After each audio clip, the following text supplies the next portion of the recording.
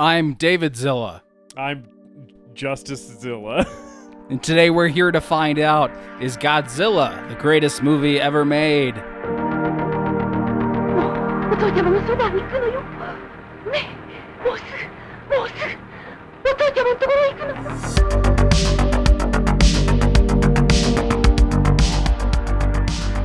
I feel like I should have been more creative there. I could have been like, I'm King Justus Dora.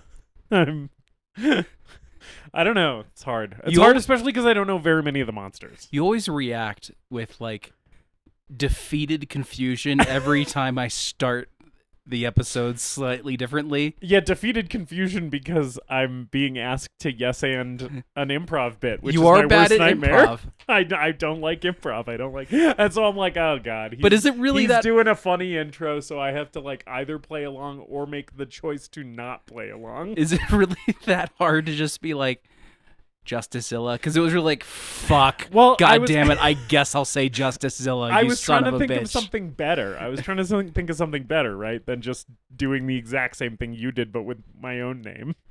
And so I was like, I don't know, is there a way I can play off of other Godzilla monsters that I know the names of? But then I'm like searching for all the Godzilla monsters I know, and I'm like, this is going to be too long of a pause, which I guess I could have taken out in the edit.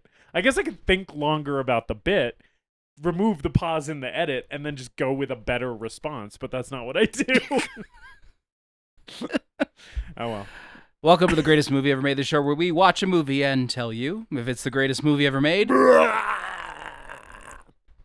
Do you know what his roar is called? No, but it's cool as fuck. It's called his screonk.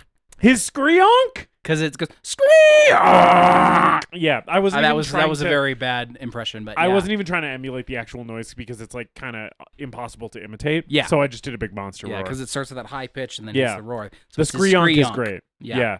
The screonk, one of my favorite things in this movie. What a piece of sound design. Holy shit. I'm David Scandura, joined as always by my co-host and gorilla whale, Justus Burkett. Is the gorilla whale a thing that appears in latter Godzilla entries? Gojira? Oh, means gorilla whale. I did not know that. There is so much about Godzilla that I don't know. That's what I'm here for. There were a couple of, I could have gone with the bastard son of the hydrogen bomb. Oh, yes. Which comes up in the next Godzilla movie. I mean, it sort of comes up in this movie. Yeah, I think that line is directly from Godzilla Raids Again. Got it. Yeah.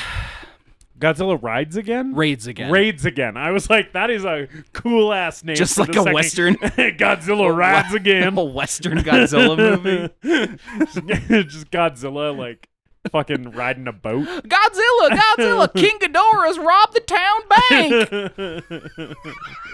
Yeah, Godzilla rides in on top of, like, a huge battleship. Just rides into town. His 6-iron on his hip. Fucking... And Godzilla in a cowboy hat. I think there's places to go with this. Last week we were talking about Batman, and we were talking about how Batman is sort of a versatile character where you can kind of put him in any setting and any tone and find a way to make it work. Yes. Similarly, I think Godzilla is pretty versatile. Yes, yeah. So why not send him to the Wild West? Why not have him run out a gang of horse thieves from a small frontier town and then ride off into the sunset? Maybe God bless you, Godzilla. He's riding off into the sunset on a huge horse. Maybe that's screonking into the sunset. Maybe that's the key to Godzilla. Sort of like Predator, is just put Godzilla in different time periods. Yeah.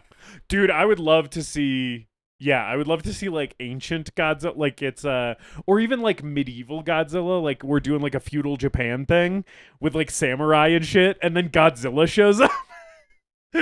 There's like a couple of like feudal lords like at war, and then like Godzilla just shows up in the middle of their war. It would be much more difficult to defend against Godzilla with in ancient times. Like, you can't. I think you'd have to like yada yada magic used to exist in order to face off against Godzilla in the Middle Ages. They could make it work. Yeah, you could just be like, well, there's also wizards. Yeah. Yeah. And the wizards can cast a spell on Godzilla or something. I think it's doable. Yeah. Before we talk about the movie, Godzilla is the movie. Godzilla, How are you doing? which apparently is gorilla whale. I'm doing good. Are you sure? Yes, I think I am. I'm on the good side of okay. Yes. It's just been High Priestess Pod has been sick all week, and that has just like, I don't know. It just makes everything stressful when your spouse is sick. You know. Is she still sick? She's feeling better. She's gonna go. She'll be back at work on Monday and stuff. But it's just been a week of our household being plagued with sickness. Thankfully, I didn't catch it, which like this is so rare. Because normally her immune system is way better than mine, and so usually if she is sick, I get it, but when I'm sick, she rarely gets it. And like this is like the rare inverse. So it's been weird for her being sick and me feeling fine too, just because like that's not how this usually shakes out. But yeah, and so like, you know, it's never awesome when someone in your house is sick. But that being said, it's like I don't really have anything else to complain about. I had a pretty good week. Cool. Nice, like, I mean, other than your wife being sick, nice, like, chill week after yes. summer season wrapping up. Yeah, things are calming down at work while also kind of getting back into the regular swing of things, the sort of normal amount of work that I have to do. Now that summer's over-ish. In terms of media recommendations, Black Braid released their newest album, Black Braid 3. So if you like black metal and you have not heard Black Braid's newest album yet, check it out. It's really fucking good. Also, I watched Final Destination Bloodlines and Weapons this week, and both of those are recommends from me. Final Destination Bloodlines is like the softer recommendation because it's a Final Destination movie. Weapons, I think, is a stronger recommendation for me. I know I liked that movie more than you did. But I did hear the like general consensus for Final Destination Bloodlines was like, no, this one's actually good. It's probably the best one. Yeah. It is probably the best one. It's at least the best one since the second one, but it's probably the best one overall, I think. And Weapons, I thought was pretty great. I enjoyed it quite a bit. There were like few minor gripes I had with it, but like overall, just a really fucking fun time at the movies. I really enjoyed the theater experience. David, how are you doing? I'm good. I've had a good week. I have, some things on the horizon that I'm hopeful for. There's a part-time job with a local nonprofit that I'm applying to that I'm hopeful they'll take me despite my complete and utter lack of experience. Hey man, sometimes you just got to throw your hat in the ring and see what happens. You just got to do it. And yeah, pretty chill week. It's just hot as fuck. It is. It's still so hot. It continues to be hot. I'm gonna keep complaining about it. Yeah, which does, when it's hot for such a prolonged stretch of time with no relief, it does start to make you feel like you're losing your mind. This much heat in a row. So I feel like it's worth calling out because it's like we are being driven crazy by the weather. Oh, and the bugs? Oh, yeah. The bug saga? Yeah. There were a couple nights where I was besieged by bugs trying to, with the windows open, trying to like get some cool air into the house because it was fucking, it gets up to like 82 in my house, even if I leave it closed up and like don't run the oven at all that day or whatever. I'm picturing the Creepshow segment where like the guy is like attacked by roaches. It was starting to feel like that. Where you're just like being totally overcome by insects. Yeah. I have a flag up on one of my walls. Yeah. And there were a few bugs on the flag, and I lifted up the flag, and there were not like a ton, but there were a lot underneath it. So I just ripped it off the wall and threw it away, and I'm gonna wash it at some point. But I found out what kind they are, at least. And they're elm beetles. Elm beetles. So they're eating the leaves of the elm trees outside and killing them. So there's literally nothing I can do about it other than just do my best to contain them within my house. Right, because you can't like take away their food source because it's the fucking forest that we live in. And it's like Right. there's stuff that could be done, but that would involve calling probably more than just pest control. Like I would have to talk to the landlord about it and be like, hey, these bugs are killing your elm trees outside. Yeah. And I've already talked to him about the bugs, and he handed me a can of Raid and was like, good luck. I was like, thanks, I could have fucking bought this myself. And there were so many bugs that thing was fucking dead within a few days. Right, yeah. Like, okay, the bugs have outlived the Raid. Now what? Yeah. So that's not fun. I'm sorry. I don't know that I don't have anything to recommend other than shameless self-promotion. I dropped a new song on my Bandcamp. Joy Unto Us is the Bandcamp page, called I Loved Her So. It is my first experiments with noise music and harsh noise. I listened to it and I enjoyed it. So I would also recommend your song, your noise track. It's free. Yeah. So, yeah. Cool. I made it in a browser audio program. Oh, okay. Fun. That was like free, and I was just sort of experimenting with it. And I took a 30-second snippet from a pre-existing song, dropped it in there, and then like slowed it down, distorted it, added reverb and delay, and just sort of tried to find sounds that I liked. Yeah. And then I liked it enough that I was like, I'll put it up on the page for free. Yeah. I liked it. I was like, hey, cool. It's harsh noise. One of the nice things about it is that the barrier for entry is like pretty low. Like, you can just teach yourself how to do it, and that doesn't mean you're doing, like, you can kind of never do harsh noise wrong, So it's like, it's always interesting to me to hear, like, harsh noise from someone who, like, hasn't done it before, Because it's like, oh, like, this is David's take on harsh noise, Yeah. And I have more ambitious plans later down the road, but I just wanted to, like, start messing around and start figuring it out. Hell yeah. So check that out, please. Cool. Please listen to my harsh noise song. Please listen to David's harsh noise song. Please listen to my inaccessible. I know we're already 13 minutes into an episode on one of the most influential films of all time, and we haven't started talking about the movie yet. But please also listen to David's harsh noise song. In addition to us bullshitting for 15 minutes when we are here to talk about God fucking Zilla.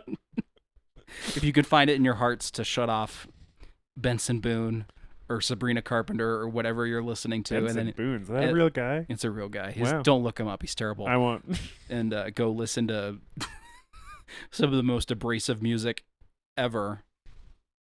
Yeah. Check out my harsh noise song. That's right. What that YouTubers are always like, I'm going to start a rap career. Yeah. Or be like a singer-songwriter or something. I really want like Mr. Beast to be like, so I dropped this power violence album or this harsh noise album. Go check it out. Markiplier is like, I have a death industrial project that I want you guys to all check out. That's what I would do with that power. Right, yeah. Okay, we are here to talk about 1954's Gojira, also known as Godzilla. Yes. Directed by Ishirō Honda. That's right.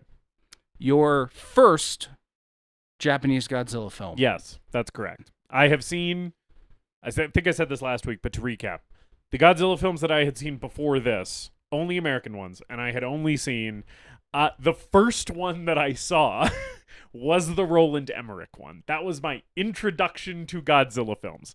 And I am quite embarrassed to report that when I saw that movie as like a child, in my defense, I liked it a lot. I would say I even loved that movie as a kid. Rewatched it plenty of times. I will say the most recent time I went back to it, I was sort of like, ooh, this doesn't hold up. This movie's bad. And like, I haven't gone back to it since then. But like, mostly, except for that like last viewing where I was like a little older, but it was still probably like over a decade ago. Other than that, I mostly have like positive associations with that movie, just like fond childhood memories of enjoying that bad Godzilla movie, right? But then the other one I have seen is the first of the new series of American Godzilla films, Right. which is also just called Godzilla, and it's Gareth Edwards. Every single fucking time I talk about this movie, I'm like, Edward? Because I never remember which Gareth it is. Right. What does Gareth Evans make? The Raid. Okay, cool. Yeah. Yeah. There's just two guys named Gareth. You know what? I'm starting to doubt myself. Let's make sure We're I'm gonna make right. sure. We're going to make sure. But right now, we think it's Gareth Edwards. And we think Evans is the Raid guy. Yes. Okay, David was right. Cool. Awesome. Yes, Gareth Edwards. I have seen the first one of those, which is the one. Correct me if I'm wrong. Just I want to make sure that the first one is in fact the one I saw. That's the one where he fights those guys that like I didn't recognize. Like it's not Mothra. There's like two of them. Yeah, they're they're original monsters. Okay, just created for that movie. Okay, yeah, cool, where cool. Bryan Cranston gets killed by a bridge. Right. Yes, and that's also the one that Millie Bobby Brown's in, or is she in one of the later? No, ones? she's in. Okay. She's in the later ones. Okay, yeah, that's fine. I clearly don't remember this movie that well. I saw it once in the theater. It's fine. Yeah. It's like I went back to it before Godzilla X Kong came out last year, and I'm still like, this is okay. I'm frustrated that it's not better. Yeah. Those are the only Godzilla films I had seen. Are those two? Okay. So I had never, even the later American ones in that same series, I haven't seen any of those. So I haven't seen like New Empire or any of that shit. And in terms of my expectations for this movie, like this movie obviously has a huge reputation. And like I said before, and I don't think it's hyperbole, it's like one of the most influential, certainly monster movies, but also like sci-fi movies, horror movies, right? Ever. And I knew it by reputation. I knew some of the iconography, and I knew that this one was a little bit like darker and more serious in tone than some of the later entries in the franchise, especially like the Japanese entries, which I know kind of run the gamut between silly and serious. Yeah. But I know a lot of them are on like the campier side of the spectrum, and also like more serious even than like some of the American entries, right? Which tend to be a little bit more fun. I would say the American films tend to be like kind of straight down the middle, like they're never as serious as the Japanese films get. They're also never as silly as the Japanese films get. Right. We're doing like the middle of the road American action movie thing. Yeah. Where we're like having fun and doing jokes and stuff, but also it's supposed to be like edgier seat, like kind of thrilling shit. Although the direction that the series, the American series, has gone is like a far cry from the Gareth Edwards film, where it's like in Godzilla X Kong, it's like now there's a Hollow Earth, right, with other monsters in it. I do and love a big that. Monkey. I do love that Godzilla X Kong went the same route that Transformers did, where they just started being like, by the way, that online conspiracy theory, that's real. I love that the fucking Michael Bay Transformers movies do that too, where they're like, oh yeah, secret moon base, yep, that's real. I love the Hollow Earth theory in a non-racist way. Yes. Many conspiracy theories. It's very wild that one became racist. The problem is every single conspiracy theory eventually, like an Ouroboros eating its own tail, circles around to anti-Semitism, unfortunately. Yeah. So, like, you're watching Transformers Dark of the Moon, and you're like, oh, that's fun. It's the moon-based conspiracy. I remember that. And in the back of my head, I'm just worried that Optimus Prime is going to be like, Sam Witwicky, we must destroy the global cabal. You got to be really careful when you go home and Google it after the movie. Sam Witwicky, there is a shadow government. Assemble the Templars. Sam Witwicky. But my relationship with Godzilla, my personal relationship with Godzilla, our Lord and Savior, your close personal relationship with Godzilla, started when I was a kid with the Roland Emmerich movie. Yeah. I was so excited for this movie that I had 2 pairs of the same Godzilla pajamas.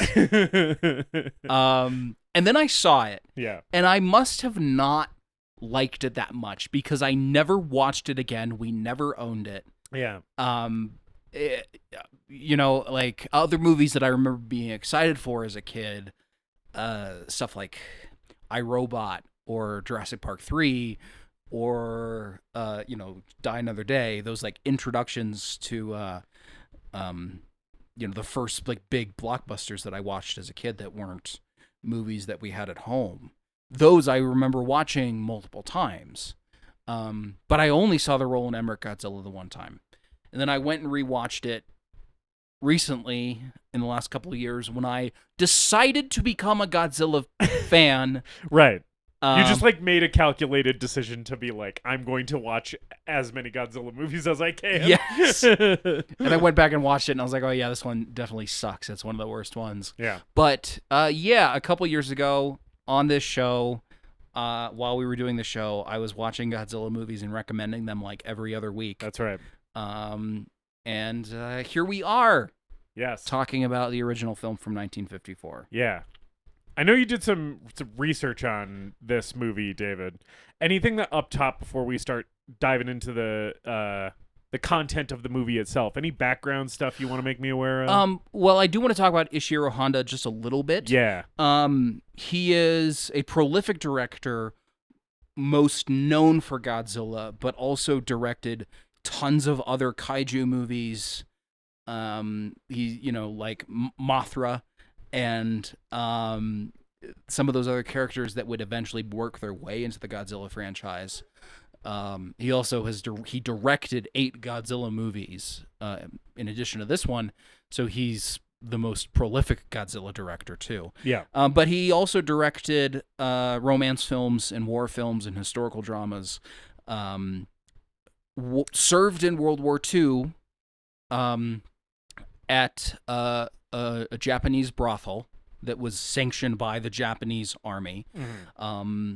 Then worked for Toho making propaganda movies, and then joined the army in 1944. Never saw any combat, but after the war was over, spoke out against the atrocities that he witnessed working in that brothel, spoke out against the war in general, against the actions of the Japanese military.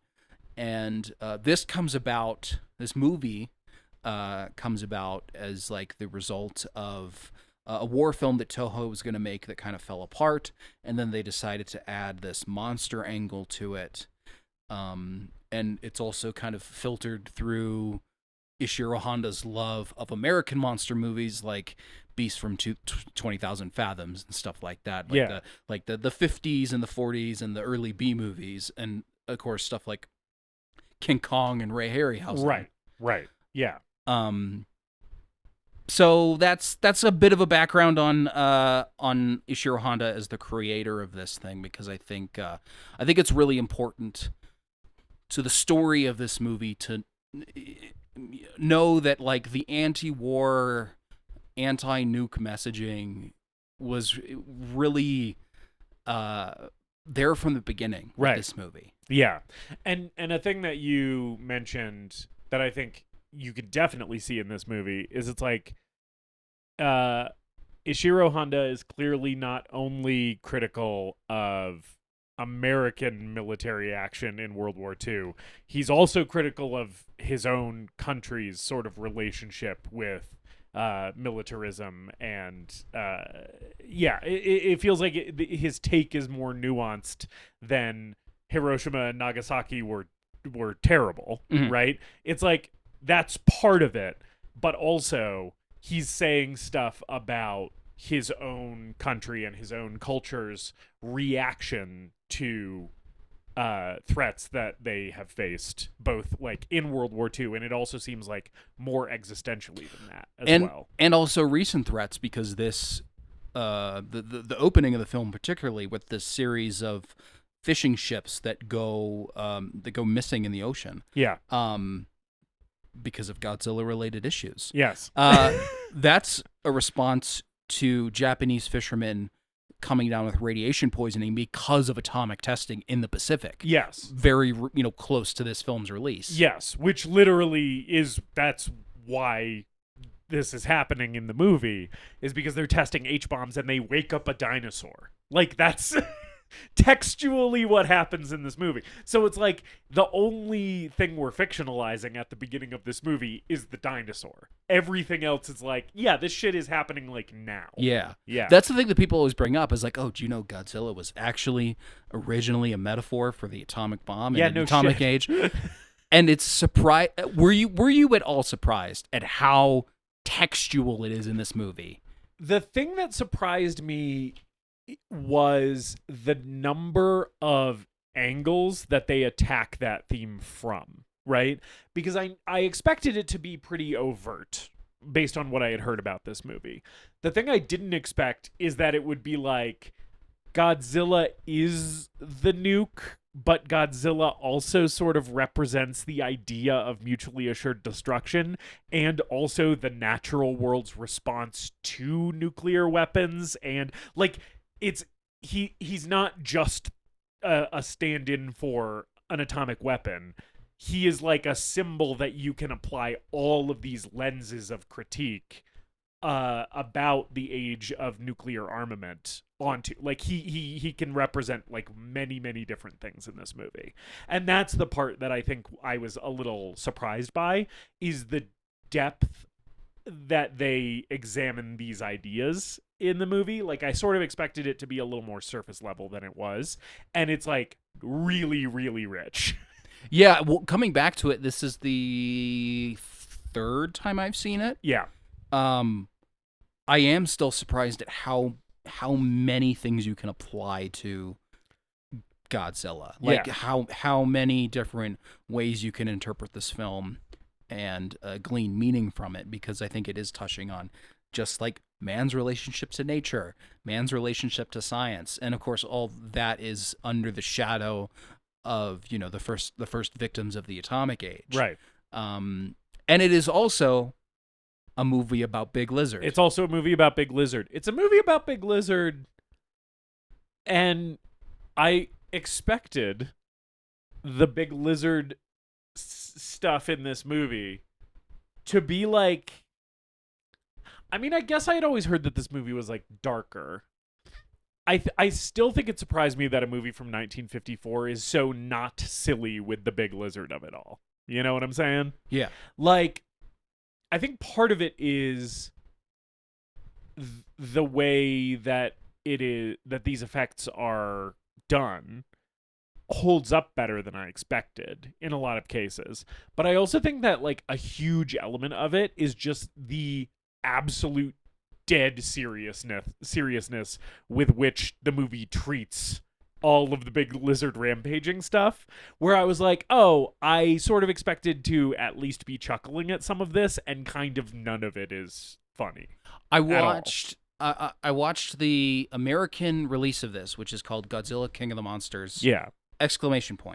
In which they re-edited the film and then shot 3 days worth of new scenes, right, with Raymond Burr as an American journalist coming in to be like, basically explain the movie to American audiences. Yeah. And then dub over the Japanese actors, and in a lot of cases just change their dialogue completely.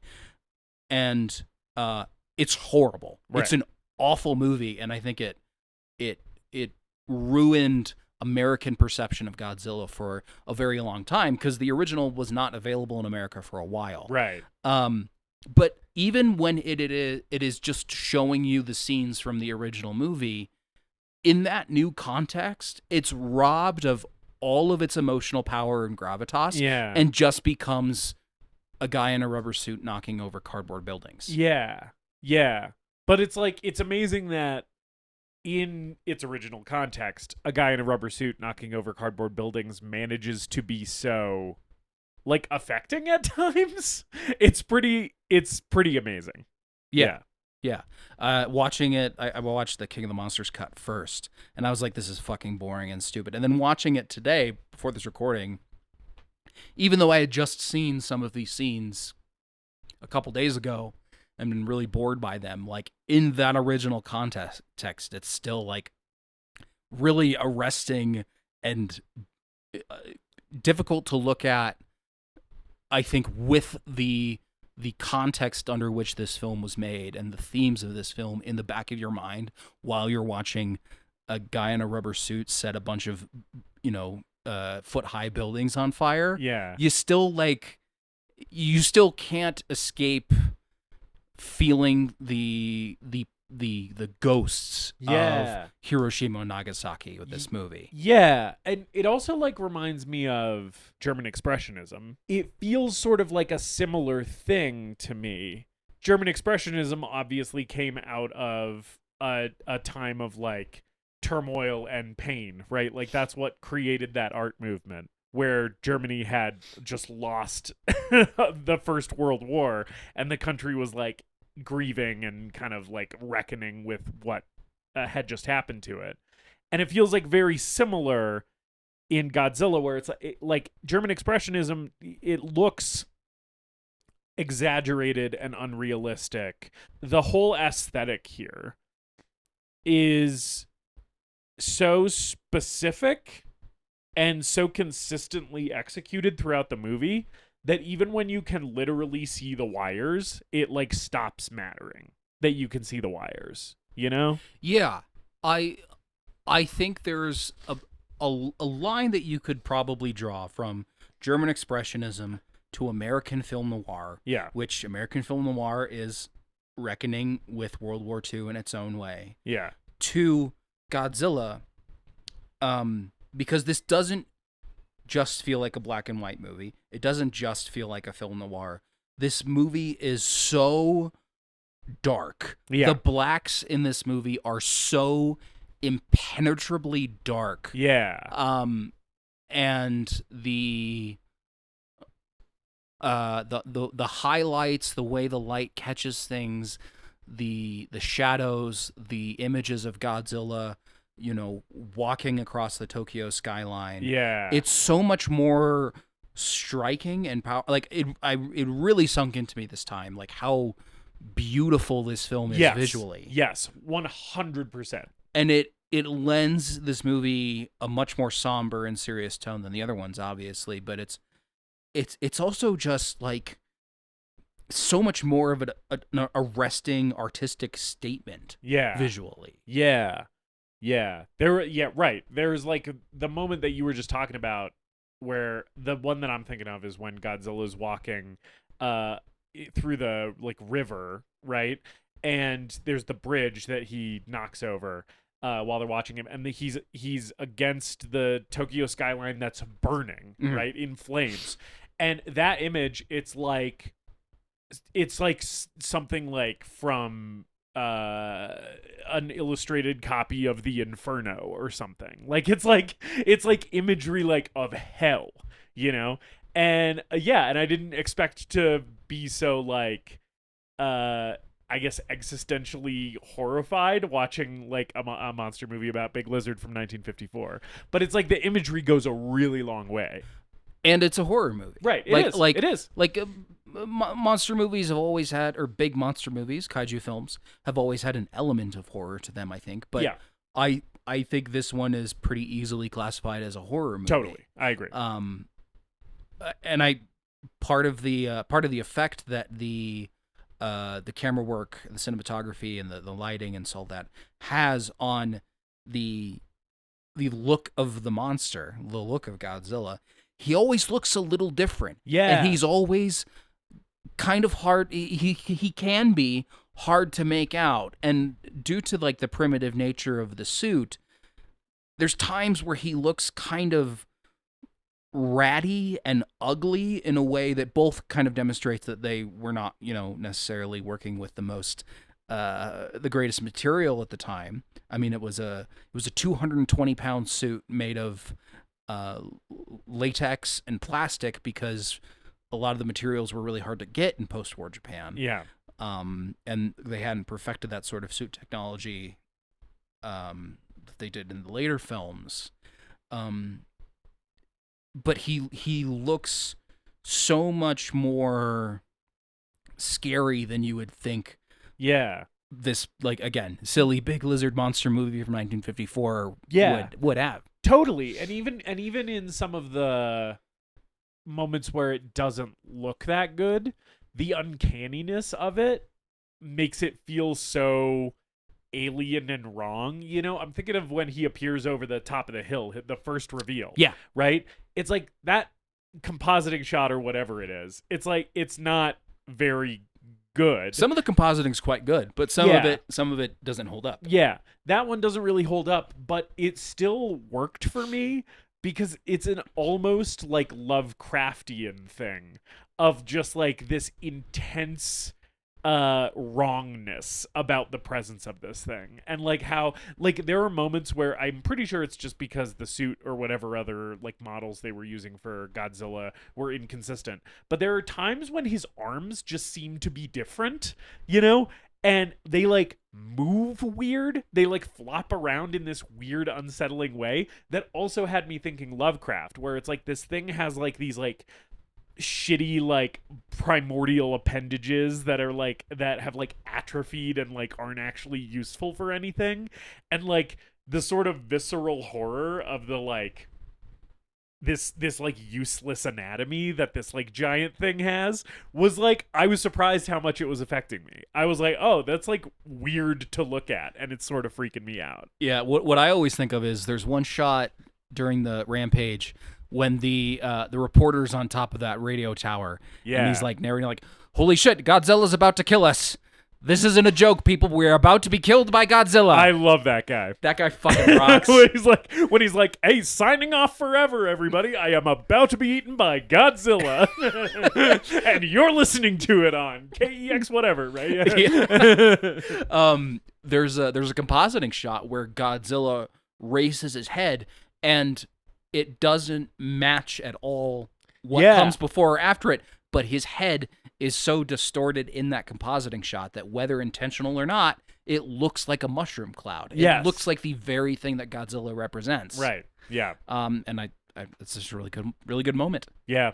Really great way to characterize the creature. Speaking of weird edits in this movie, though, there are some like truly jarring edits in the dialogue scenes between the people. There's a couple times when it's like shot of Emiko, is that her name? Yes. Yeah. Shot of Emiko kind of standing emotionlessly, and then a little like match cut to a different take where then she suddenly breaks down crying, and it's like very jarring. That happens once, and then like there's other times when just like those like strange kind of uncanny edits, I'm like, is this a product of the time and maybe like the level of skill and ability of the crew, right? Or is this like on purpose and it's supposed to be making me feel disoriented? You know, and I like couldn't tell. But yeah, just shit like that, I was like, oh, that's really weird. And it happens a few times in the movie where there's just like a very strange, abrupt edit. Yeah, I've noticed that too, and I think it is maybe just a product of the crew's ability at the time. Making a movie in Japan in 1954. Right. But it is kind of noticeable when a lot of this movie is dialogue scenes. Oh yeah. People be talking in Godzilla 1954. I did not realize, David, I texted you this last night. I did not realize that the primary plot of Godzilla 1954 is a love triangle.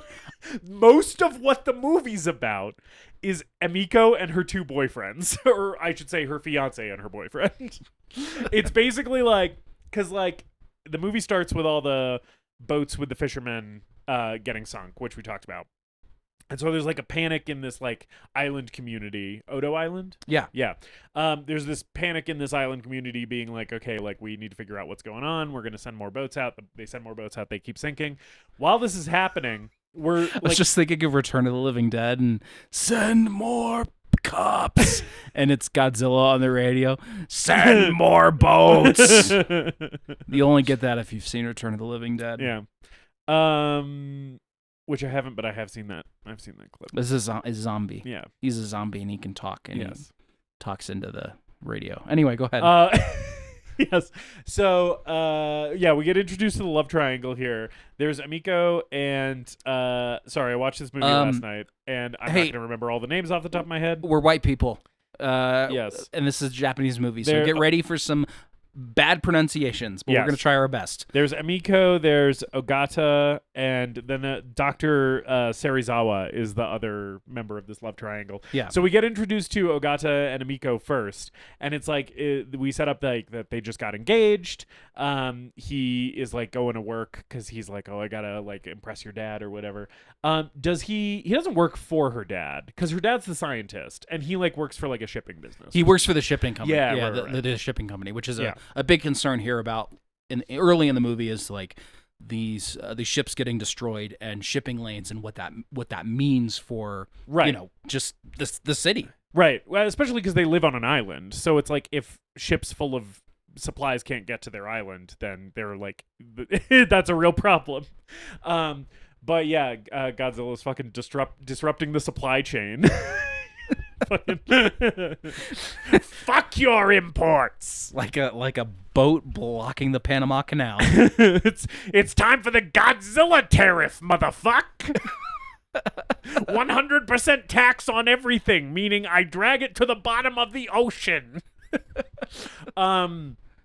Yeah. So initially, right, you're introduced to their relationship. Like, in a little bit here, because Godzilla keeps fucking up everyone's shit. I think it's after Godzilla comes ashore for the first time that we really get introduced to the fact that, like, she's also been seeing this doctor guy, and he, like, doesn't know about her new boyfriend who is now her fiance, and she's like, I gotta let him down easy. I've been stringing along this eye patch doctor. He did lose the eye in the war, which is specified. Yeah. I like that they, like, mention that, and that Ogata's basically like, you would still be with him if he hadn't gotten his eye like shot out or whatever in World War II, and she like kind of doesn't address that, so it's kind of like, yeah, maybe he's right. Because she does seem at points to like Dr. Serizawa more than her fiance. I was very invested in this just love look triangle. at him. Yeah, Dr. Serizawa looks cool as fuck. Serizawa is like the definition of what the kids are calling aura farming these days. Calling what? Aura farming? Aura farming? Aura? Aura? I guess I don't know. I don't know which way is correct. Listeners, weigh in. I've done it. Is I've it pronounced aura it both ways. or aura? But he's got the eye patch. Yeah. He's got the He's like wearing a lab coat a lot of the time coat. because he's a doctor. Or he's got like a black suit on that's like really. He's also, I believe, taller than Ogata, which goes I don't a long know way if with he. women. I don't know if he smokes, but Some women. in my mind shouldn't he generalize. smokes. Yeah, I don't know. He feels like a guy that would He smoke. looks like a guy who would smoke. Yeah. He looks like the protagonist of like every like 80s and 90s Japanese anime, frankly. You know what I was going to say is he looks like if Hideo Kojima did a adaptation of Mary Shelley's Dr. Frankenstein. Oh, sure. Right? He looks like Hideo Kojima's Frankenstein. Okay, yeah. To me, where I was just like, oh yeah, like this, and he kind of is Dr. Frankenstein in the movie a little bit. I mean, he's also J. Robert Oppenheimer.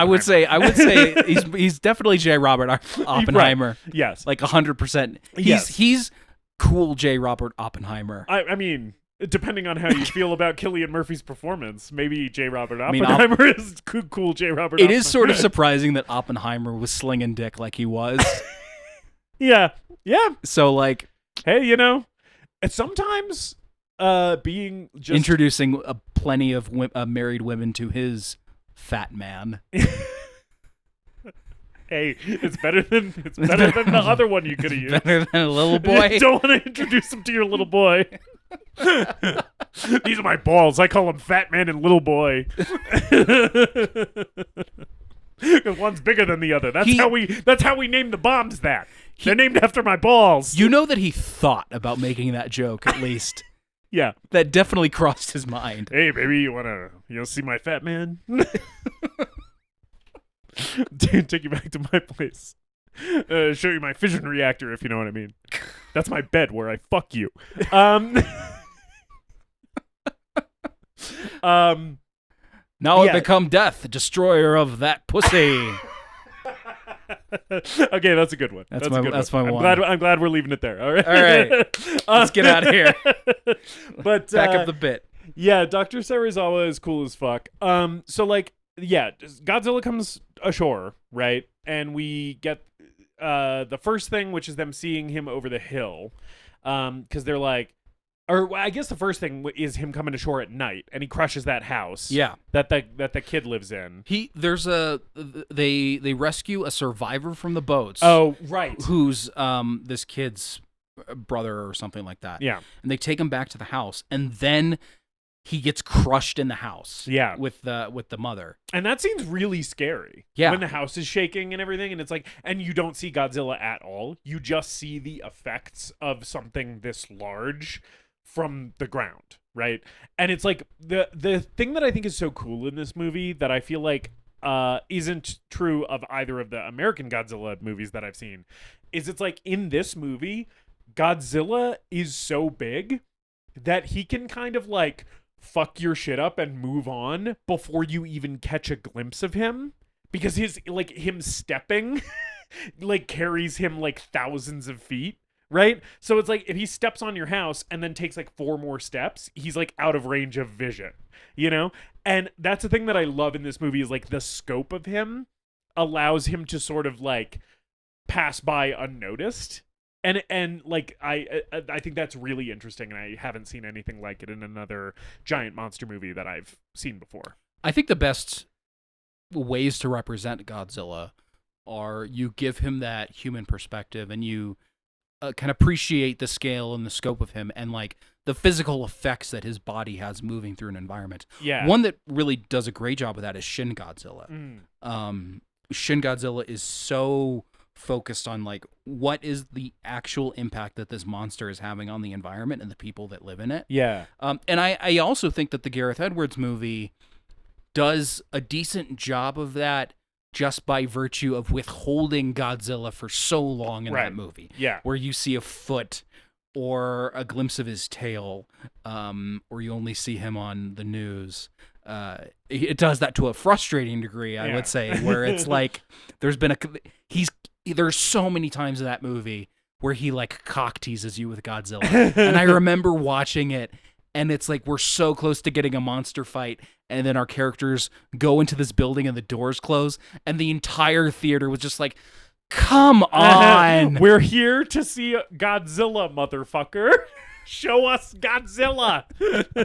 Yeah. I think this movie, though, teases his appearance for like about the right amount of time. Yeah. Because he's been bringing down the boats. He crushes the house. After he like walks through this like village on the island community, they like in the morning are like examining shit, and they find out that like basically these are huge footprints, and like you still haven't seen like any trace of him really. You've just seen the effects.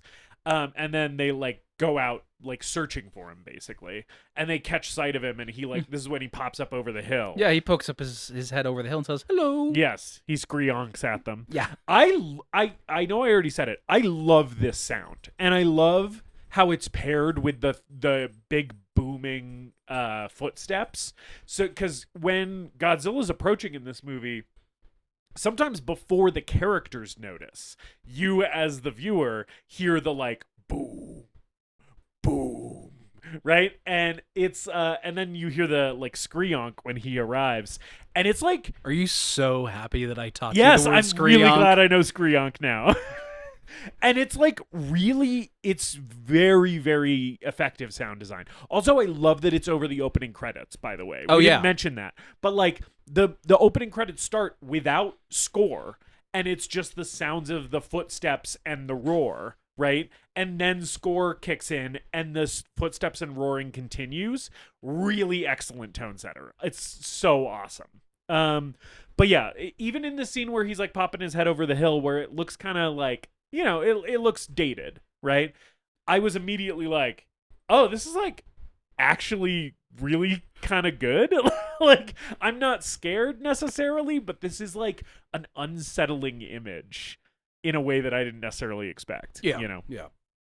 And then, so after that, then we get more love triangle stuff because, everybody's like freaked out about Godzilla, and But no, I don't even think she's going to him for that yet, right? She's just because Emiko goes and sees Dr. Serizawa, but I don't even think it's like we need your help to kill Godzilla yet. She's just going to like break the news about the fiance situation, right? Yeah, something like that. There's not a ton of. I feel like a lot of the Serizawa stuff is later in the movie. Yeah. But there's a lot of people in boardrooms. Yeah. Talking about what are we gonna do about Godzilla. Yeah. And I love that. I love that stuff in a Godzilla movie when it is done well. Yeah. Case in point, Shin Godzilla, where Shin Godzilla is just like bureaucracy and government agencies trying to come together and be like, we got to do something about Godzilla, guys. Yeah. Because you get access to so many of the themes in these scenes. Yeah. Where discussions of like science and like, should we study this thing? What should we do about it in terms of like the military, how it's affecting shipping lanes? Like, this movie is a disaster movie. It is. Yeah. And it's a long disaster. And Yes. we see the effects of it throughout the movie and how these people are suffering, even just in the background, in very brief shots of people like, waiting in lines or asking about where their loved ones are, or being injured and being treated by medical personnel. Yeah, one of my favorite early moments of the movie is when they find like 3 survivors on a raft after one of the boats gets eaten, and the news gets back to the island that they like found 3 people or whatever, and you just see this huge crowd of people like clamoring, trying to like get the list of names so that they can know if their loved one is one of the ones who made it. And it's like, you think about, this was only 9 years post Hiroshima and Nagasaki. It's like, that is coming from a very real place of experience for the people making this movie, right? It's like those moments feel so real. It feels so like specifically like this is how things are after a disaster, where it's like the people left are just like desperate for any news of the people who are connected to them, and they're like, authority figures are sort of like shrugging their shoulders and being like, we don't really know what to do with all these people. Yeah, every time it comes up, it just like hits you like a ton of bricks. There's one basically throwaway scene with these group of characters on a train that are never named, never like elaborated on. Yeah. And this lady's like, I escaped Nagasaki only to, risk being killed by Godzilla. Right. And it's maybe kind of played off a bit as a joke in the movie, but it is like, it sort of hits you. Like, I do love those characters on the train just sort of being like blasé about it too, because this movie does a really good job of showing you the different ways that people react to disaster. And there are some people who are like scrambling to stop it, and there are some people who are running away in fear. And then there's these 3 people on the train that we like catch the little bit of conversation they're having, and they're sort of like joking about it and shrugging at the inevitability of it all. They're just sort of like, yeah, man, Godzilla's gonna come and fuck shit up, I guess. It sucks. It's like different. It's now we're all living under the threat of nuclear war. Yeah. And you can't avoid it. There's nothing you can do about it. Godzilla's gonna come regardless. The climate is changing regardless, whatever. Yeah.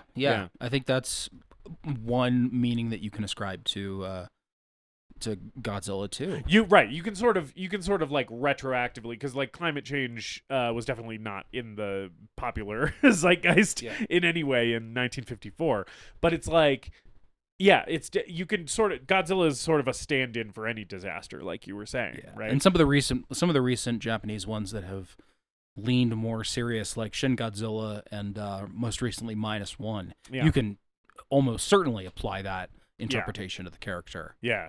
But I do just love that there are these people who are basically like, fucking, what's next? Godzilla? And if I could just like get on my soapbox for a minute about Americans who don't understand Godzilla. If you're one of those motherfuckers that's like, the first Godzilla came out and then they were all silly and goofy and stupid until Shin Godzilla or Godzilla -1, you're wrong. Go fuck yourself. David has receipts. And like, there's plenty of silly ones, but even even the silly ones still have some reference to capitalism, to corporate greed, to nuclear war, to nuclear energy. Like, it's such a part of the series, and you can never really escape it. And there are, and even in, there are plenty of silly ones, but there also are plenty of serious ones throughout the years. So Yeah. anyway. Anyway, so yeah, we're all trying to figure out what the fuck we're gonna do about Godzilla. Emiko's dad is a scientist. He's the one who's very pro, like, we need to study Godzilla. Yes, Dr. Yamane, played by Takashi Shimura from Seventh Samurai, Oh, cool. who kind of classes this thing up a little bit when he shows up. He is quite good in it. I really like his address before, like, the Senate Assembly or whatever it is. Mhm. Where he's like speaking at some kind of government meeting, and yeah, he gives this very impassioned speech about, like, he gives you all the science. This is where we learn that canonically Godzilla is a dinosaur, which I did not know. At least in this movie, he is specifically a dinosaur. Yeah, we get all the science from the perspective of people in 1954. Yeah.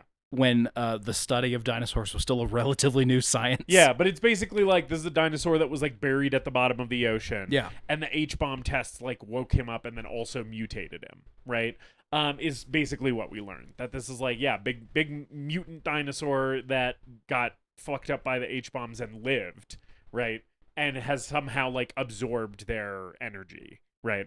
And he's basically like, immediately like, we need to be studying this thing because if it can survive an H-bomb, we need to know how it does it. Which, like, that whole piece of this movie is fascinating to me too. That specifically the reason that he wants to study Godzilla is to, like, make humanity immune to the threat of, like, nuclear war. Because, like, this thing can survive a nuclear bomb. So, like, we need to know how it does it so that we can do the same thing. Yeah, that really resonated with me this time. Yeah. Watching it, is his motivation the whole time is to study Godzilla to protect learn Japan from being nuked. Right. It's like, Yes. how do we make sure this never happens again? Yes. And the moment where later in the movie, I think it's probably after, like, the big attack. I think it is after the big attack when he is like, the military is just going to they're just going to kill Godzilla, and he's sitting in his office in the dark just kind of thinking about that. Yeah, and Emiko It's like like- comes in to check on him, and he's basically like, I just need to be alone right now and, like, turn the light off. I'm just gonna, like, mourn silently for, like, what could have been, you know? Yeah, it is a this movie is like a funeral for what the world was like before the invention of the atomic bomb. And it is trying to rewrite humanity's future, and humanity just resists at every turn. It just we just damn ourselves to our own destruction. Yeah. Both in this movie and in real life. Real life, yeah. I'm glad you said funeral, David, because one of the other things that I loved so much about this movie is the score. I really like the music in this movie, specifically the Godzilla theme as it is, which is really slow, really plodding, really dirge-like. This is the music that is playing when he's rampaging, right? Anytime you're seeing him walking around and fucking up cardboard houses and model trains and stuff, right? There's this, like, really slow, plodding beat. And when I tell you, David, that I think Godzilla 1954 is the first and only movie I have ever headbanged to, I mean it so literally. I was on my couch, and, like, when this fucking, like, Funeral Doom paced, it is not Funeral Doom, but it has the pace of Funeral Doom. While it was playing, I was just like, oh yeah, Just fucking re-edit Godzilla and set it to, like, Evoken or some shit. Yeah. Yeah, this is my mournful congregation rescore of Godzilla. This isn't the Godzilla theme that most people would recognize. The dun dun dun dun, like that, it comes later in the series. Yeah. What this does also have is the other kind of big Godzilla theme, which is the dun dun dun dun dun dun. I like dun, that one. dun, which, interestingly, the first time we hear that theme in this movie, it's set to footage of the military mobilizing. Yes.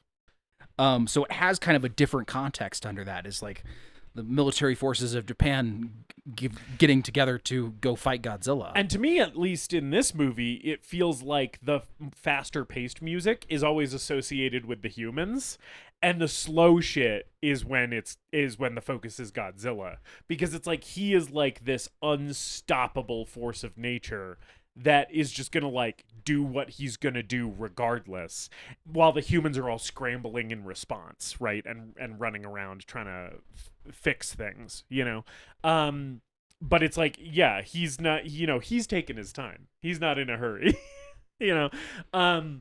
I also like when you were speaking of the military mobilizing and stuff, anytime that shit was happening in this movie too, where it was just like a bunch of soldiers running around, a bunch of like trucks or like tanks, I was really taken aback by the scale of this production too. There's so many extras in this movie. There are so many background actors, and a lot of the time it's like a pretty wide shot from like a decent distance away of just like a bunch of people in a street like running around trying to escape Godzilla or whatever, or like just like Humvee after Humvee after Humvee driving past the camera with like loaded with background actors. And I know that there was also like some participation from the Japanese Coast Guard on this movie, so I'm like, how much of these are real soldiers? Sure. But that shit like really reminded me of some American like golden age of Hollywood type movies, like the big historical epic productions like fucking Ben-Hur and shit, right? I guess that's probably post golden age. It doesn't matter. You know what I mean, right? Yeah. It sort of reminded me of that, where I was like, oh, I didn't realize that Godzilla was like this scale of a movie either. You know, it's not just three people talking in rooms and then a guy in a rubber suit. It's like, no, the world and the action feels really big.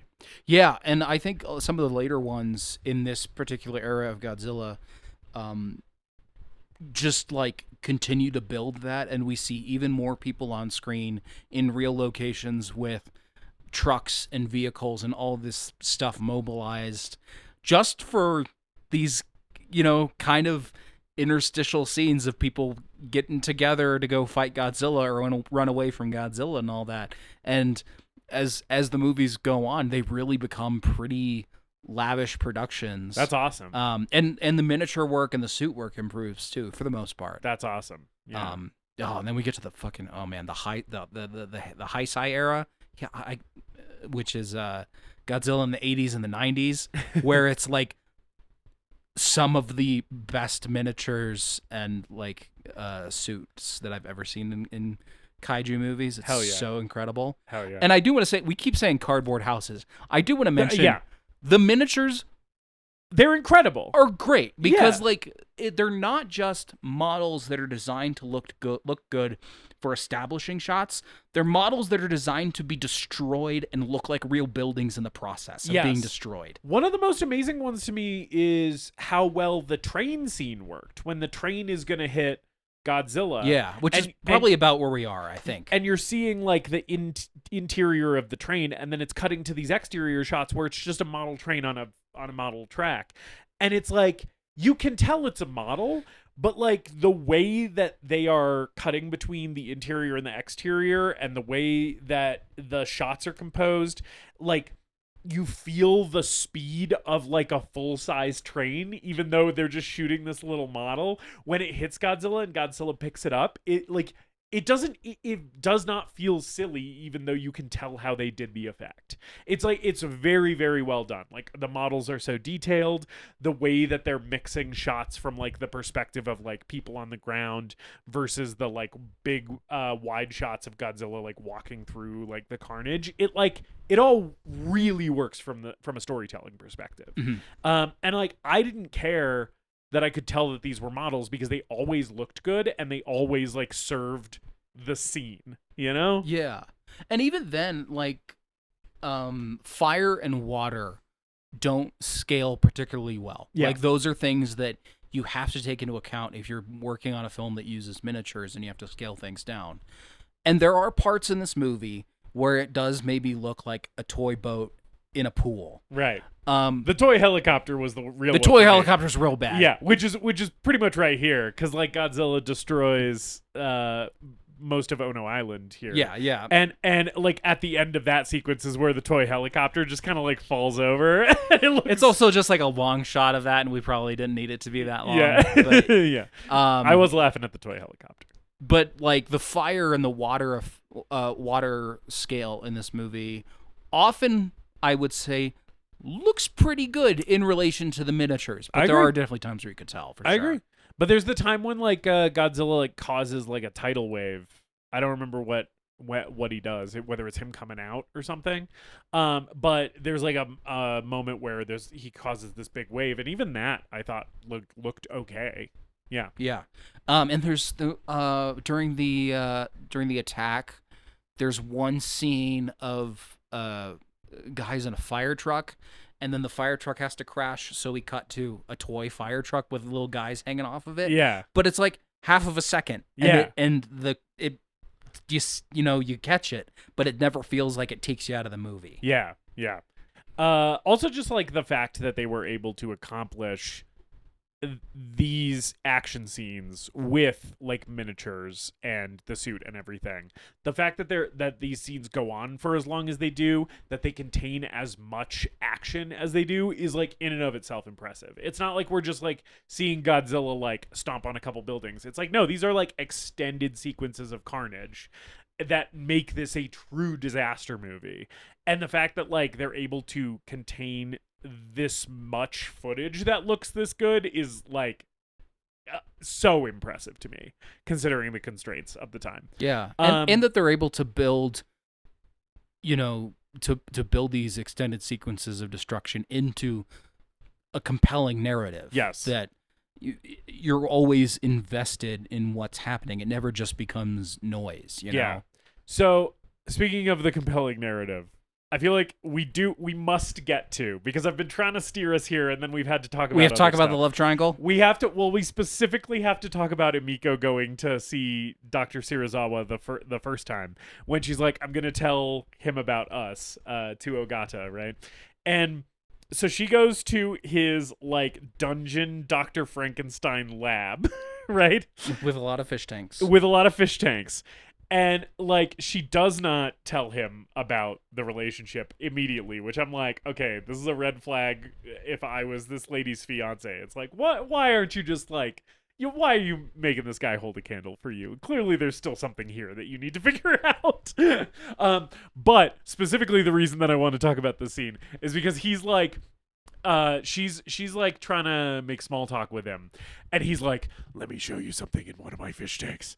He's like, I have an experiment I've been working on, but you can't tell anybody.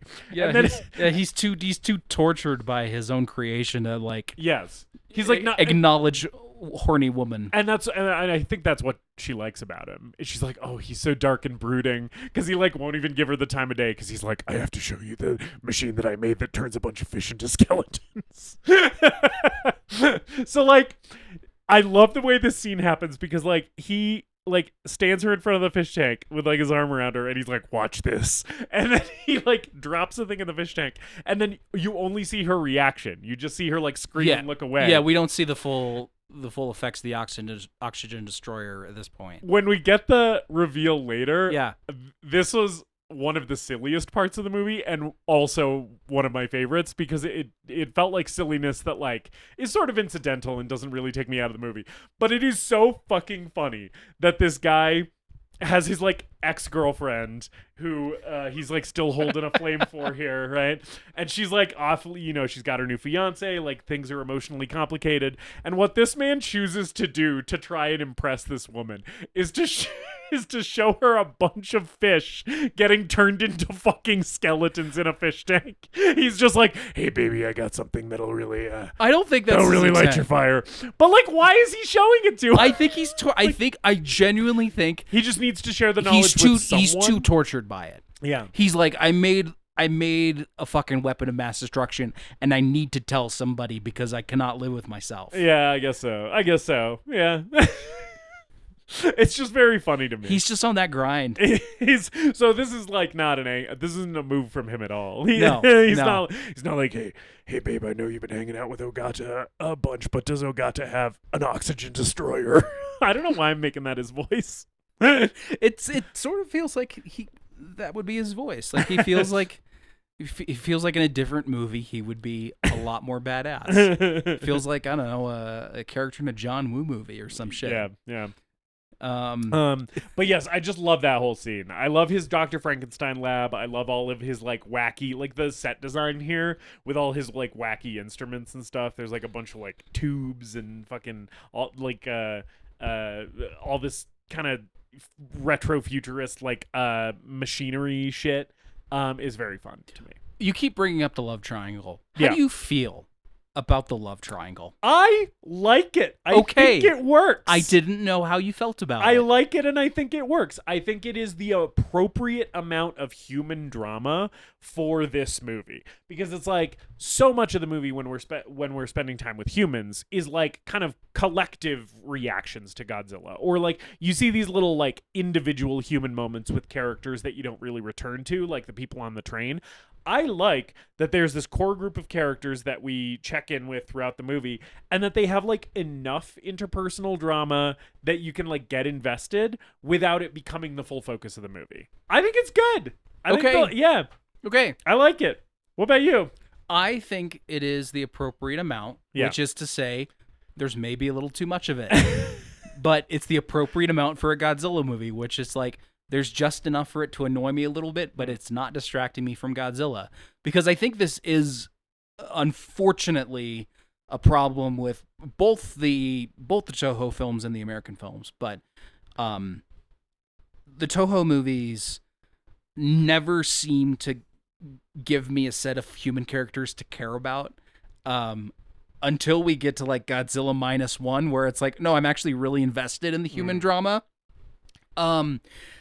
To the point where a lot of the actors that are in this movie appear in other Godzilla movies as different characters that are also like lead characters. Oh yeah. And I couldn't even tell the difference. Oh yeah. I will say I really gravitated toward Emiko in this movie. Like she feels in a lot of ways like the protagonist of the movie, because she's like the one who I think you're following for the longest, right?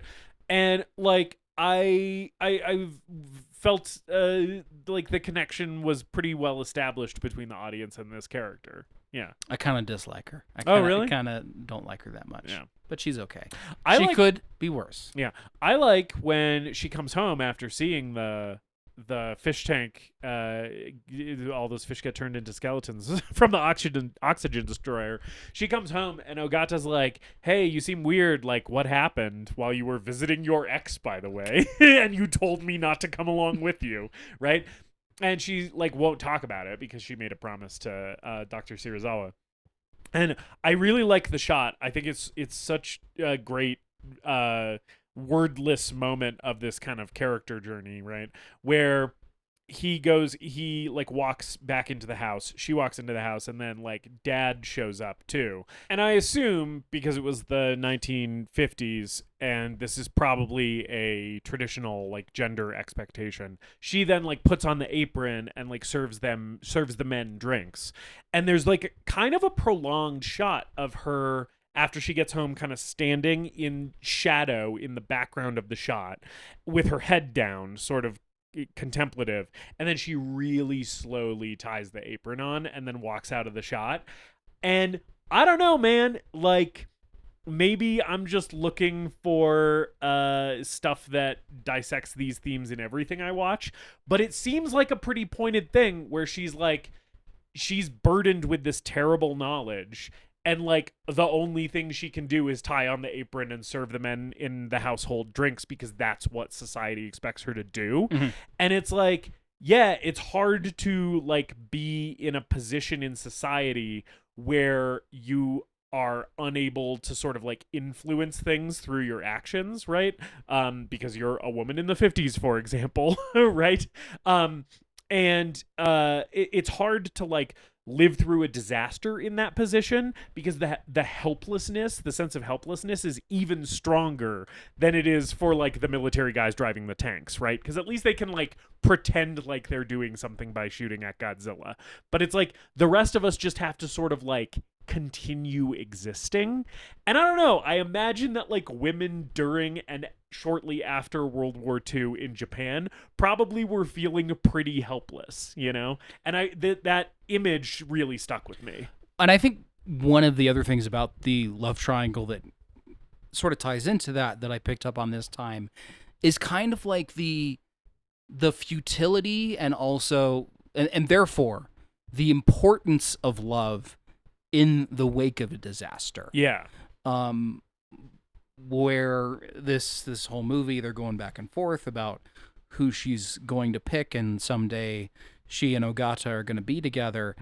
Meanwhile, there's a fucking Godzilla on the loose. Right. And I kind of found that to be powerful, where it's like, you fucking idiot, there's Godzilla outside, but also like, okay, Godzilla might kill you all, so why not? Right. Have, you know, why shouldn't love persist? Yeah, which is honestly, and you know, not to skip ahead to the end of the movie, honestly one of the reasons that Dr. Serizawa's sacrifice to me actually like works as an emotional beat of this movie, because he's basically choosing to allow other people to go on and pursue love and happiness and stuff. By like taking his own life, because he's basically like, yeah, like I have the power to like end the disaster here, and then like give other people the opportunity to like live and be happy and do all that shit that life is actually about. Right. I'm glad you brought that up. Yeah. Would you believe that this movie has a David cry count? I would. I did not cry watching Godzilla, I'll tell you that right now, but I do believe that you did, and I could see myself crying in subsequent viewings. Okay. Yeah. Would you like to guess what it is? 2. Okay.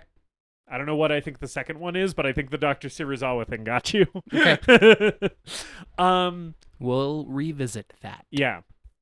So, actually, I think I know what the other one is. So Ono Island is basically destroyed, right? Godzilla is like marching on Tokyo at this point in the movie. We're like trying to, you know, clear civilians out of his path. Yeah. We're mobilizing more military shit, and we get more people in boardrooms talking about what the fuck we're going to do about Godzilla, right?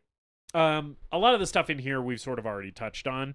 So I don't know if there's anything like until Godzilla like attacks the power lines on his way to Tokyo. Yeah, they build a set of power lines that they can electrify as a barrier to an anti-Godzilla barrier. Really doesn't work. Nope, motherfucker walks straight through them. By the way, in the lead up to the scene, you get so many shots of power lines crossing the Japanese countryside, the big towers and the lines just stretching out for like miles and miles.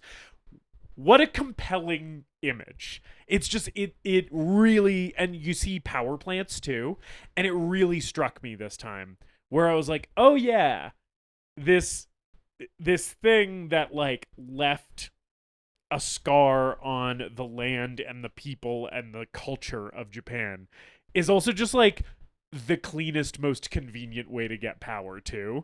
And so it's like, you have to live in the presence of this like destroying god, you know, and just like see its all of the like marks that it makes on the land that you live in all the time. You know what I'm saying? Does that make sense? Yeah. It's like you're constantly reminded of the reality of the nuclear age every time you see those miles and miles of power line, right? And it's like, that must hit different when you live a few miles away from where an atomic bomb was dropped. Sure.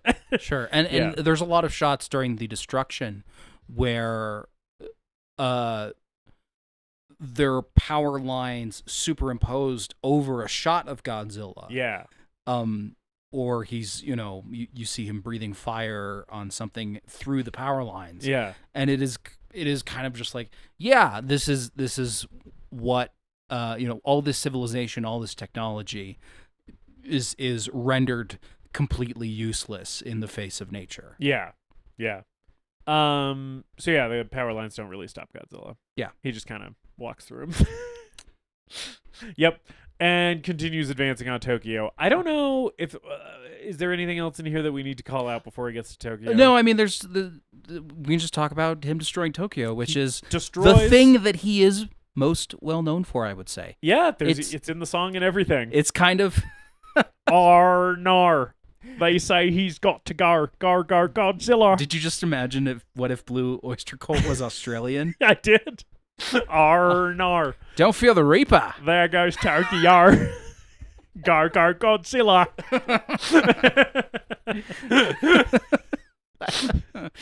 Godzilla. Nar. Yes. He's come ashore on Melbourne. Nar. He's taking the roof off the Sydney Opera House. I think he does. Godzilla, nar, stop. Despite the fact that, so Godzilla 2014 is like Godzilla destroying multiple cities. Yeah. And I always forget which ones they are because the destruction in that movie is like always just, just off screen kind of thing. I think he might destroy Sydney in that. Hell yeah. You know what? My favorite line in any Godzilla movie that was immediately met with crushing disappointment was in, I think it was Godzilla versus Kong, which is the one of the recent ones, which was Godzilla has made landfall in France, and I was like fucking ready to watch him just use the Eiffel Tower as a baseball bat. Yeah, and then we get 0 scenes of him destroying France. How inland does Godzilla go? Because Godzilla comes from the water. Is he exclusively destroying coastal cities? Because Paris is nowhere near an ocean. Well, I mean, it's probably just a hop, skip, and a jump away from like Normandy or something. Yeah, I mean, for Godzilla, it's pretty inland, but yeah, he is really big, so it doesn't take him as long. In 2014, he destroys Las Vegas. Okay, yeah, that's at least as inland as Paris is, probably more so. Yeah, I forgot about that. That's fun. But I would like to see Godzilla but destroy that was France. Pre-Sphere. Imagine what Godzilla could do now with the sphere. Just Godzilla fucking picking up the sphere like a basketball. Just dribbling it on Las Vegas. There's a series of Godzilla comics right now, I think. Well, there's a couple going on. There's one that's him versus like various Marvel heroes that I've heard is really good. And then there's another one that's just Godzilla versus city name, and it's just him destroying different cities. Fuck yeah. Godzilla versus Toledo, Ohio. I would like a Paris one. Godzilla versus Tucson, Arizona. Tucson, Arizona already looks like it was destroyed by Godzilla. I'm pretty sure. I'm pretty sure. Like he just like kind of wiggles his tail a little bit. He could take out Tucson. Oh yeah, it's just in Phoenix too, it's just urban sprawl. Yeah. Oh man, he just has to. That's just like he doesn't even have to break a sweat to do that. Downtown, right? If he's gonna destroy all the skyscrapers in Phoenix, he could get that done in about 15, 20 minutes. Oh yeah, that's just like one tail swipe. He takes all those down. Yeah. Man. Oh man, Godzilla destroying the Route 101. Imagine the loop. Anyway. Yeah, he destroys Tokyo here, and it's cool. It's really fucking cool. I like all this shit. I like the shots of him with the fire in the background, like I mentioned before. This is also where the fire breath, the atomic breath, whatever it is. I don't know if it was atomic breath yet. Yes, I don't know that it was atomic breath at the time, but that's colloquially. He shoots what we refer to it as a heat ray out of his mouth. His spikes light up.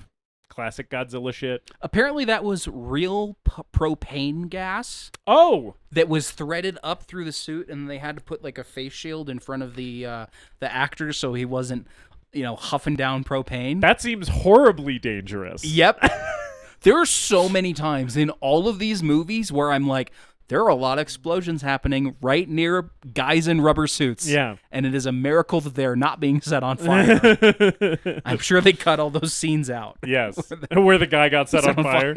No, Godzilla can't be lit on fire by his own flames. Godzilla's propane line bursts. The suit just explodes. All the Godzilla actors seem to really love their time playing Godzilla. Yeah, I imagine it's fun as fuck. Despite the fact that it seems like they all went through literal hell doing it. I imagine they're it's still like, I super fucking love fun that lizard to put guy. on a 200-pound lizard suit and just kick over buildings. But made of plywood. It's really hot in there. Yeah. You're always in danger of being sent on. But yeah, they're still just like, yeah, I fucking love Godzilla. If anyone's looking for a Godzilla, I am interested. You would make a good Godzilla. Thank you. I would love to put on that rubber suit. You have great proportions for Godzilla. I do. I got big legs. Yeah. I got big legs. I love a thick thigh Godzilla. I will say, I love the MonsterVerse design of Godzilla where he is a fucking chunk. Yeah. He is a chunky boy. Yeah, Godzilla's body type is not too dissimilar from my own. If my arms were smaller, I would more or less have a Godzilla build. New Godzilla though has big old arms. It looks like he's been benching. True. That's true. Yeah. Godzilla's been hitting the gym, the underwater gym. And I imagine that one of the 2 times you cried, David, was when a woman is huddled with her children as Godzilla is destroying Tokyo and telling them that they're all going to go see Daddy soon. I did not. Oh, really? But in the past, and on this viewing as well, that moment has profoundly affected me. Holy fucking shit. Yeah, dude. Yeah. It's that was sort of the moment where I was like, okay, right. I forgot that one of the things I had heard about this movie is that it's a masterpiece, right? And like that moment, I was sort of like, well, fuck. Like, this is better than just a fun monster movie. This is like really saying some shit. The first time I watched this was kind of late at night. Yeah. And I was starting to get tired because the movie was a little boring. It takes its time. It takes its time. And at the time I was like, there's this love triangle going on. There's a lot of dialogue scenes. And I know that I'm like in for that. And I'm not just a brain dead child that needs to be fed, monster destroying Tokyo. Mayhem, yeah. But some of the amateur or the lower quality aspects of like the editing and the pacing and some of the effects, I was like, I'm kind of getting a little tired. I'm a little bit. I might go to sleep and finish this tomorrow. And then when the attack started and we got to that moment in particular, I was like, oh shit, Godzilla's throwing out some fucking haymakers. Yeah. Like I was a little shocked at how textual the nuclear war themes were in this movie and how emotional and powerful and unflinching they were. Yeah. Like that scene is so devastating every time I see it. Yeah, it's heartbreaking. All she needs to say is, we'll be with your father again soon. I don't know that that's exactly the line, but I'm paraphrasing. Yeah. And you know exactly what she's talking about. Yep. Yeah. And then, like, Godzilla just keeps blowing fire and shit, and you never see those people again. And it's like, yeah, like, everyone died, right? Everyone dies horribly in fire and by being crushed. It's like, and that moments like that make you feel it, right? Where it's like, yeah, this is a nation who was familiar with this type of devastation, right? Taking a very honest look at it through this work of fiction, in a way that, feels surprising. Yeah, and reopening wounds while they still haven't fully healed. Yeah. It's like, it's inspiring, I think. It's such a...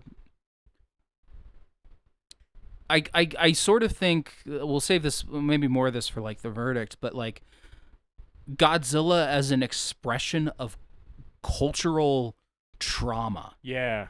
And collective suffering. Yeah. It's such a powerful statement. Yeah.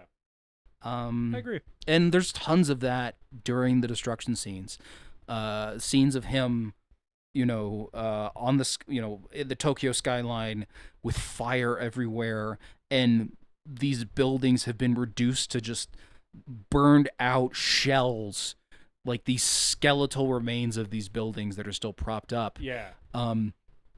Looks not too dissimilar from the aftermath of the atomic bombings. Yeah. Yeah. I think another thing that this movie balances really well is the destruction and the effect that it has on people, because Toho has always been pretty specific about the way, especially as the movies have gone on, about the way that they want Godzilla to be portrayed, where it's like, we can't show him gobbling people up and like killing people in a way that an American monster movie would. So of course, when America got their hands on the Roland Emmerich version, it was like, okay, we're gonna have just Godzilla eating people and stuff. But he's always killing like indirectly, and it's more about the destruction than it is the effect on people a lot of the times. But stuff like there are firemen just trying to put out the fires. Yeah. And then Godzilla pops his head out from behind buildings and hits them with the fire breath and sets the truck on fire and stuff like that. There's him crushing people trying to it seems like they're like fleeing into the subways underground or something like that, and he crushes the station that they're in, or him destroying the radio tower. Yes. Which is a great moment. Yeah. We already talked about it a little bit, but like that moment is another one where I was just like, holy shit, this is so good. And that's some of where like Godzilla looks, not just in the mushroom cloud shot that you mentioned, but like when he's destroying the radio tower, that was some of when Godzilla looked the scariest to me, and sort of like the most like hard to pin down in terms of like his appearance. He almost seems to be like shifting there in a way that is like, like I said before, like kind of Lovecraftian. Right? He's so bumpy. Yeah, he's got so many bumps on him. He's also got lots of teeth. Mm-hmm. I like all the like needle-like teeth. Yeah, they're very like jagged and fucked up and looking and stuff. And his big wide eyes. Yeah. It's it's really effective. It's surprising how effective it is. Then they send some planes after him like he's King Kong. Yeah. Which I do like. I like the plane sequence, and as I was watching it, I was like, I don't really know exactly how to articulate why I like this, but it feels like for so long we are getting footage of these little planes on these wires, these little model planes on these wires swooping around, right? And then wide shots of Godzilla with these like sparkler missiles, right, whizzing past him, and they're like never hitting him. And part of it is just like, because it goes on so long, the futility of this starts to become so apparent, right? Where it's like, we're spending so much time showing you the planes and the missiles and Godzilla against the burning skyline swatting at planes and shit. And it's like, not only are they not accomplishing anything at all, but they're just like going into the meat grinder. Like, they're just going to die, you know? And not even... It's not even like the missiles aren't doing anything to Godzilla. It's like they're not even hitting him. And he's enormous, you know? So it starts to feel like a pointed statement about like how futile it is to try and fight against something like this. Yeah. And you mentioned the wires. I think this is a really good scene, despite the fact that it is one of the cheaper looking scenes of the movie. I love the wires. Where editing wise, it's like, I think we do the same shot of 3 planes flying across the screen. Yeah. Like one right after another. Yeah. Like multiple times, just to be like, there's so many planes. Yeah. And so many shots of these missiles that look like fireworks being, shot along these wires and stuff like that. But it is, it is pretty powerful. And that's one of the other things about like Toho's rules about Godzilla is you can't kill Godzilla unless you really give it like a good reason. And because Godzilla can represent so many things, I think this is like him as a force of nature, the futility of war, the futility of the military-industrial complex, or and what it all amounts to. Yeah, and to me also like a little bit the futility of conventional warfare in the atomic age, right? Where it's like, oh yeah, planes with missiles. Like, what's that going to do when we have built shit that can destroy all life on the planet if we want to? Like, what is the point of sending jet fighters out anymore? Yeah, in a world where these weapons exist. The only thing we can do is build an even worse weapon. Right. Yeah. Which is until somebody builds a bigger Godzilla. Yes. Or a Godzilla that breathes something other than oxygen. Use the oxygen fucking destroyer on that Godzilla. This is hydrogen Godzilla, motherfucker. Yeah. Yeah, I like it. I like him getting attacked by the planes and it not doing anything. Mhm. And eventually he just makes his way back to the ocean. Like, he just successfully destroys Tokyo and then just kind of takes off, right? Yeah, that's his thing. Yeah. That's how he, like, all right, peace out. Yep. See you guys in a bit. I'm gonna go take a nap. Yeah, yeah. I like all the stuff, too, about how when they're talking about him back on Ono Island at the beginning of the movie, they're talking about, like, these folk legends of these giant monsters. Yeah. That are sort of like these apocalyptic myths where it's like, yeah, you know, legend is that one day these sea monsters will eat all the fish in the seas and then they will come to land at looking for food. Yeah, right? yeah. Godzilla's a folk legend that they attribute, like, whenever they the fish harvest isn't bountiful. It's like, oh, Godzilla's eating all our fucking fish. Yeah. So what they used to do is send out a girl on a small boat as a sacrifice. Right. That's another thing that I didn't expect, is that people were like, oh yeah, Godzilla, we already know about him. Right. Like, that's like a thing that we've dealt with before. Yeah. You know?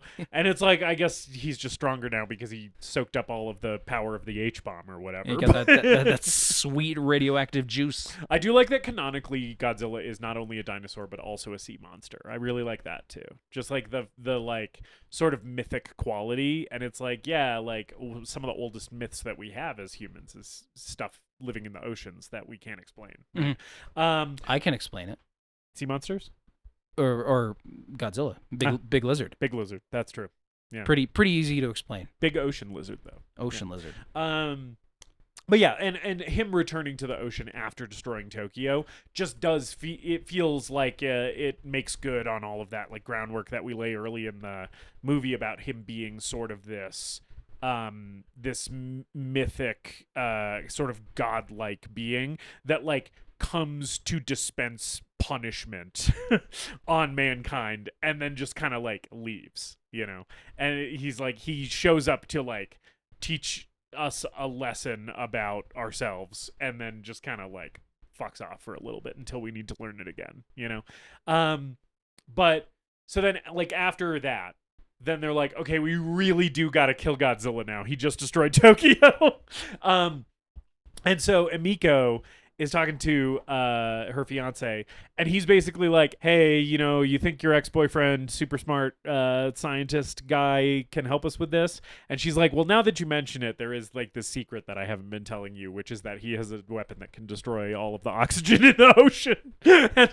And then we see the flashback of all of those fish getting vaporized in that tank, which I love so much. I also really like the pacing in that scene. Yeah, it's good. This movie, very well paced. I agree. Moves pretty quickly, despite the fact the first time I watched it, I didn't really feel that way. Yeah, but it takes its time at the beginning, but then once things really kick into action, you're pretty much go until the end. When it gets into some of the dialogue scenes and like people in boardrooms talking about what are we going to do about Godzilla, like those move by pretty quickly. And then the movie only really slows down, I think, and really pumps the brakes for the destruction of Tokyo, where that's like a long extended sequence with multiple moving parts. And then Serizawa in the lab, where it builds up the weight of his decision and the weight of his creation. Yeah. Pretty well. Yeah. Because basically, yeah, he has created the oxygen destroyer, and he's like, I did this out of a scientific curiosity about what was possible. Yeah. But now that I know now that I'm aware of the implications of like what could be done with this, it's like tormenting me that it exists, right? And he's basically like, no one ever can know about it. I had to tell someone, so I told you, right? But he like makes her swear that she won't tell anyone. And then because she's told the fiance, like then like the jig's up and they like talk him into it. They pressure him into it. And he's basically like, okay, like I will use it this one time, but it's never going to get used again. And he like burns all of his notes. And that scene I thought was beautiful. It does also feel a little bit like a Japanese filmmaker looking at what had happened with the development of the atomic bomb and kind of like showing an alternative way things could have gone, like a way that they like wish things had gone. it's them trying to rewrite the wrongs of history. Yeah, right, exactly. Exactly. That's a and much more concise way of putting that. There's one line that Serizawa says where he's like, maybe the oxygen destroyer can be used for some good, but I can't let it get into the wrong hands until then. And you kind of think about that line, it's like, dude, you made a thing called the oxygen destroyer. Right?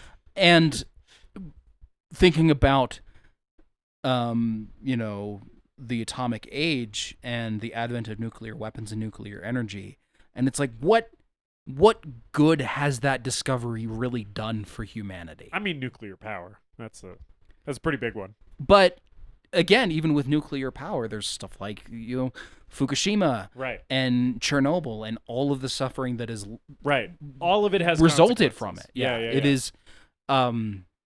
That line was particularly powerful. And then later when he's like, you know, I've destroyed my notes, but I still know how to make it, so I have to do something about this. Yeah, and he's basically like, the information lives in my head, and I know that if they wanted to, the right people could get it out of me. Yeah. And it sets up basically from there, like, you kind of know he's going to kill himself. Yeah. Pretty much from that line, which I also think is great, that they like set that up pretty clearly. That it's like, yeah, he's not planning on living through using the oxygen destroyer the one time. Yeah. There's also lots of stuff here about the aftermath of the destruction of Tokyo. Yeah. That is really powerful. Images of the ruined city, images of people being brought in on stretchers, and then during the Serizawa scene, yes, there's the news broadcasts. The news broadcasts and the girls singing their little choir hymn. This is where you cry. This is the one part in the movie that made me cry. Oh, okay. So it's just the one. It's just the one. All right. Yeah. I thought Serizawa might get me at the end, but this was every time I've watched this movie. And again, even the first time I watched it where I like wasn't really into it until some of the destruction happened, I stopped dead in my tracks. Yeah. It's when they're singing like, "Oh peace, oh light, hasten back to us." It is extremely powerful, and the movie just stops too and just holds on them singing this for you know, a minute or so. Yeah, over images, of like a bunch of bodies lined up with sheets over them, or like, you know, people like in lines going into refugee camps or in like food lines or whatever, like, and all the destroyed you know, all the rubble of the city all around them. Like these are the images that you're seeing, like, while this children's choir is singing. And you also see the kids singing, and there are so many of them. There's like hundreds of kids in this space, and it's like, it's just I agree. It's a very powerful image. It's very a very powerful moment of this movie, and it really gets you thinking about, like, especially in the shots of the choir singing with all these young people. It really has you thinking about, like, the generation that is being raised in the aftermath of the atomic bombings of Hiroshima and Nagasaki, and it's like, like, kids still have to grow up in this, and like that is like heartbreaking and harrowing, you know. Yeah, the kids who have to grow up without parents, or have to grow up having witnessed this on TV. Right, but being traumatized, like just a whole generation traumatized at like mass scale, and them like having to deal with that collective trauma, you know. As they're also just like trying to live and survive. You know? I do want to pause for a second, because I also think the American films kind of deal with this too. Yeah. I sort of think that the rise of superhero movies and American kaiju movies is a direct result of 9/11. Yeah. I think, particularly the Gareth Edwards Godzilla film. Yeah. But I think it was the take that the American movies have is kind of like how to reckon with watching buildings get destroyed on TV, and a generation that had to grow up watching 9/11 and living in the shadow of 9/11. Yeah. I don't necessarily I don't want to like equate the two world events, or even say that like the American films handle that particularly well. But right, but when you're talking about like the cultural ripple effects of a moment that traumatized an entire nation, right? I think the parallel makes sense. yeah. I think it is like watching buildings destroyed. It goes down a little bit easier when you add giant monsters or superheroes into the mix, right? And it gives you a way to kind of reckon with and deal with that tragedy, right? It like helps you like add some meaning back in to what often feels very like meaningless. Yeah. So Dr. Serizawa is like, yeah, I'll use the oxygen destroyer on this big lizard. The news broadcast seems to be the thing that sways him. He watches it, and then he's like, he sees the suffering that Godzilla has caused, and he's like, okay, I'm the one person who can do something about this, and so I have a responsibility to like humanity to do this, right? So then they go, and he's got the oxygen destroyer in the cool ass capsule that it's in. I love this prop. Oxygen destroyer is pretty fucking cool. It's really rad.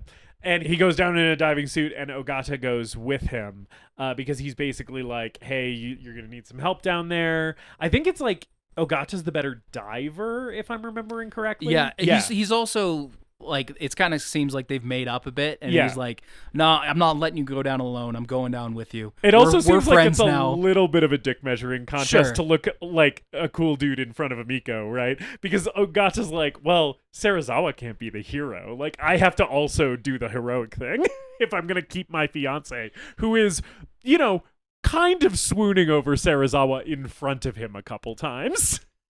So they both go down, and I love Godzilla underwater. This shit is so cool too. The underwater photography is surprisingly good for a movie of this era. Yeah. And then the shots of Godzilla just kind of like lying dormant underwater. Yeah, or like kind of eerie. Yeah. And they still do such a good job of his scale, the size of him underwater, where like there are multiple shots where you get the impression that these divers are like insect sized compared to this thing, and like underwater, like Godzilla is like as big as these huge underwater cliffs, and they say he's 165 feet tall in this movie. That's a big ass lizard. It's a big lizard. 165 feet. Godzilla is in fact a big lizard. He is. So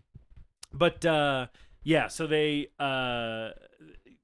Serizawa goes to prime the oxygen destroyer, and then he like sends Ogata back up, right? And like when Ogata realizes that like Serizawa's not coming up too, he's like, "Hey, like pull him up from the top." But then he cuts the line. He cuts the line and sets the thing off, and Godzilla turns into a big skeleton. Mm-hmm. And it's really sad. It's sad. It's sad. And everyone's sad about the death of Godzilla at the end. High Priestess Pod asked me after I watched it, I was like, I think she could see that I had just like experienced I had just had a better movie experience than maybe I was expecting to with Godzilla 1954. And she was like, did they kill Godzilla? And I was like, yeah, and it was really sad. It's always sad when they kill Godzilla. It's really sad. The few times that they've done it, it's always sad. Yeah, because it's like, even though Godzilla is such a malicious and devastating force in this movie, they also do the angle where it's like, this is an animal, right? And it's like, it's not doing this because it hates us, or because it's like, it's doing this because this is what it knows how to do, and it's also a victim, right? Because like the H-bombs are what drove it out of the water in the first place, right? So it's like, it's sad. It's sad that they have to kill Godzilla, Yeah. Godzilla is or can be a sad character. Yeah. He's like a representation of a relationship that humanity had with the natural world. Yes. That we can't have anymore. He's a creation born from man's meddling with nature. Right. And the fact that he is then undone by another horror of man. Yeah. Like that is sad. Yeah. It is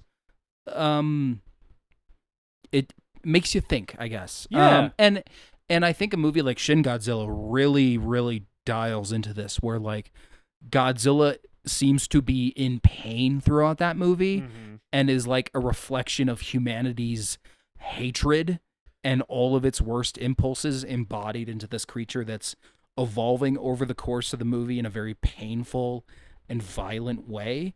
But I think this original film also does a very good job of reflecting that. Yeah. And Godzilla's death when he gets killed by the oxygen destroyer here is painful. Like, he surfaces and is, like, thrashing around. I think that's maybe where we get the boat tidal wave, is when he's surfacing here and kind of thrashing, and there's all the bubbling from all the oxygen in the water being destroyed and stuff. And then he, like, sinks back down after he's, like, can't fight anymore.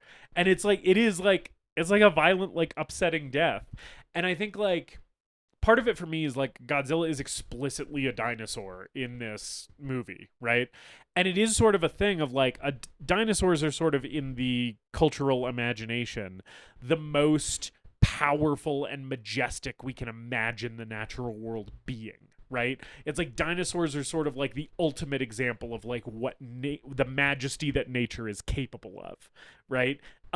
And the fact that like a dinosaur is like still no match for the newest super weapon that humanity has cooked up is sort of the point where it's like, yeah, like humanity's domination over the natural world is so complete by 1954 that it's like even the best example of like natural selection like doesn't really stand a chance. And like that in and of itself is tragic, right?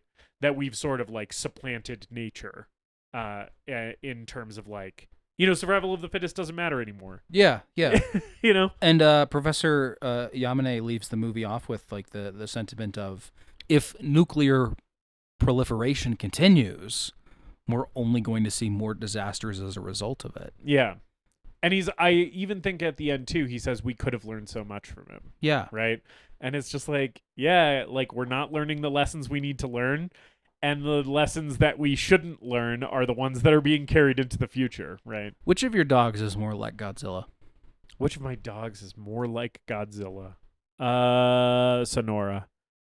I feel like if Sonora was 165 feet tall, the effects of that would be more or less Godzilla-esque. Yeah. Where she would just kind of like bounce around, run into stuff. Yeah. I feel like she is the one that is more capable of mass destruction. I feel like if Jill was Godzilla size, she would just kind of like, I don't know, be really big and take naps. She does already. Yeah. But she'd be really big and taking a nap. Really, really big. Yeah. Or she'd be like really big and wanting her belly rubbed. I like in Godzilla X Kong when Godzilla's taking a nap in the Roman Coliseum. Like a cat. That's cool. That's it's fun. A very cute shot.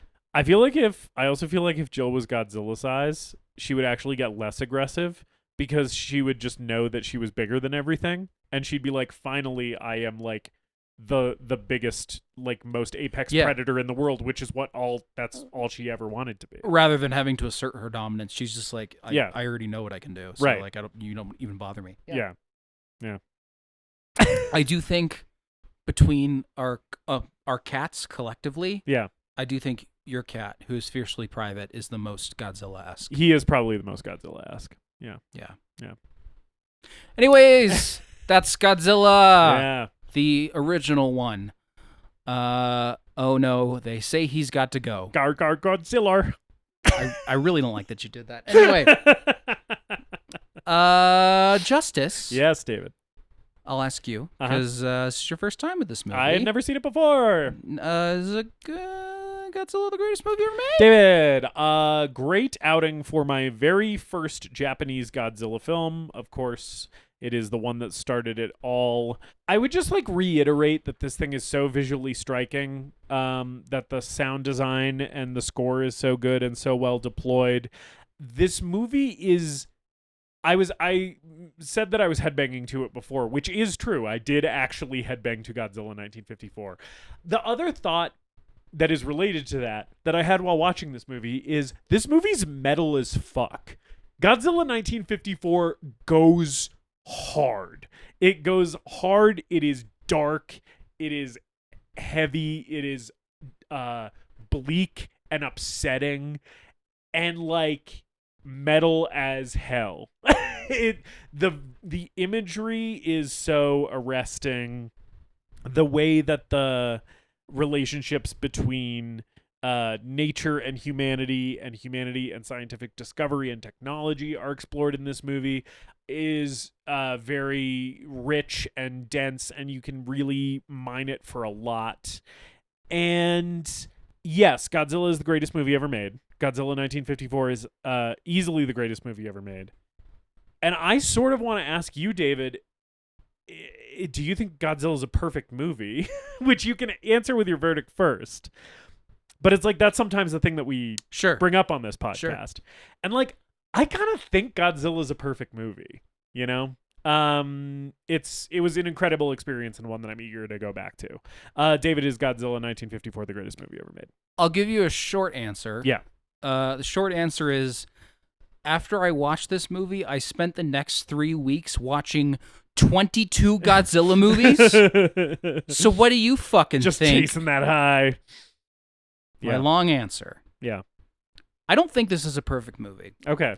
Our definition is a movie that's so thoroughly entertaining and compelling that while you're watching it, it's the only thing that matters in the world. That doesn't always apply to this film. I would say it's always so compelling. Even rewatching it, there are parts that maybe drag a little bit.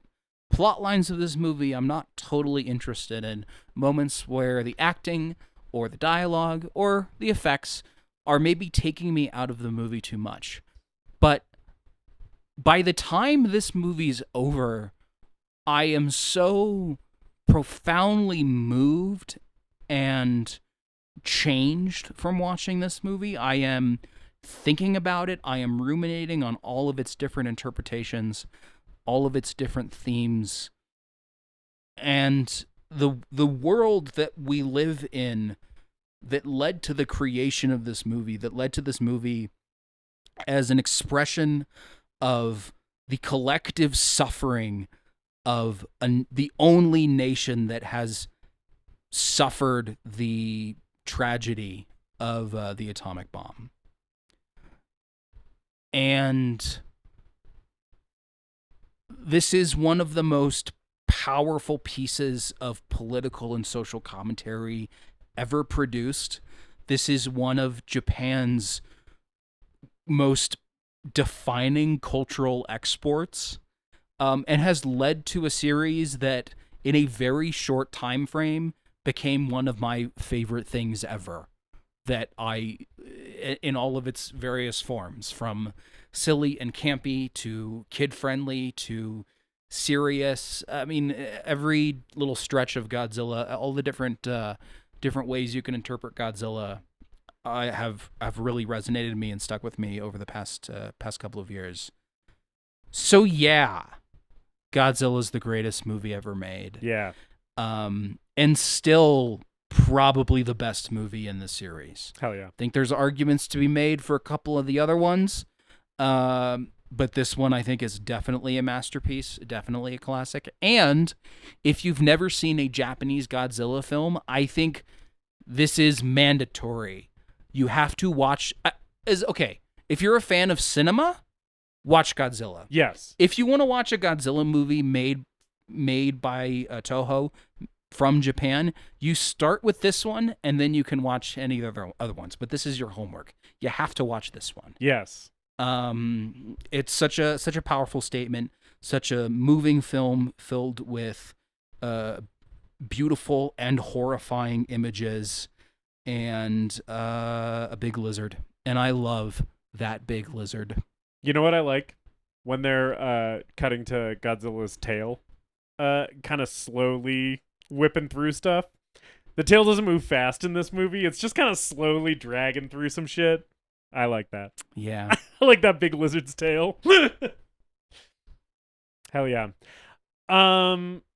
Okay, so we got a big episode coming up next week. Oh my God. Episode 100. Oh my God. Of the greatest movie ever made. We've done this 100, or we're going to be doing this 100 times. Yes, this will be Holy our shit. 100th time doing it. Not the 100th film we've discussed. No, because 2 of the episodes were best of. Sure. And then Silent Night, Deadly Night, and 1 and 2 we did in the same episode. Right, so I think it's technically our 99th film. But our 100th episode. So we're doing the flagship one on episode 100. Should we announce everything that we're doing for our anniversary series? Yes. we're so well prepared. Yeah, sure. Why not? Okay. Yeah. So what are we watching for episode 100? Yeah. And who is our special guest? For episode 100th, our 99th film will be one of the highest grossing, I think based on some metrics, still the highest grossing film of all time. James Cameron's Titanic. Oh, shit. That'll mean Cameron will be our first three-peat director. That's right. A huge milestone. And also, probably the most lead up that a guest has ever had on this podcast. A guest who has been mentioned in almost every single episode of this show, but has never appeared on mic before. That's right. My wife, High Priestess Pod, the Podmaster herself, will be our guest for episode 100, Titanic. So, any High Priestess Pod fans out there, we know that you are among us. You will finally be graced with her actual voice and thoughts and opinions on this podcast. I did point out to her that this is a 3-hour movie. Yeah. And she is normally quite averse to those. She loves Titanic, though. Like, not to spoil her verdict. Right. But it's like, Titanic is an exception to her normal distaste for long films. Yeah. But she is normally a pretty busy person. Yeah. And she did pick a very long movie. That's true. But it's locked in now. She can't change it. She can't change it. It's on mic. Catch us next week being like, so we were gonna do Titanic. Instead, she's having us watch, Lisa Frankenstein. I will not be happy about that. I don't think she's gonna do that. It would be funny though. We're also doing a Q&A for that episode. We are doing Q&A. If you're listening to this on the day that it comes out, it's your last chance to get questions in for the Q&A. Yes. This is your final warning. If you have Qs that you want us to so get them to us ASAP. Yeah, send them to our Instagram or email us at thegreatestmoviepodcast@gmail.com. Yes, we've already gotten a few of those, but keep them coming. Yeah. Yeah.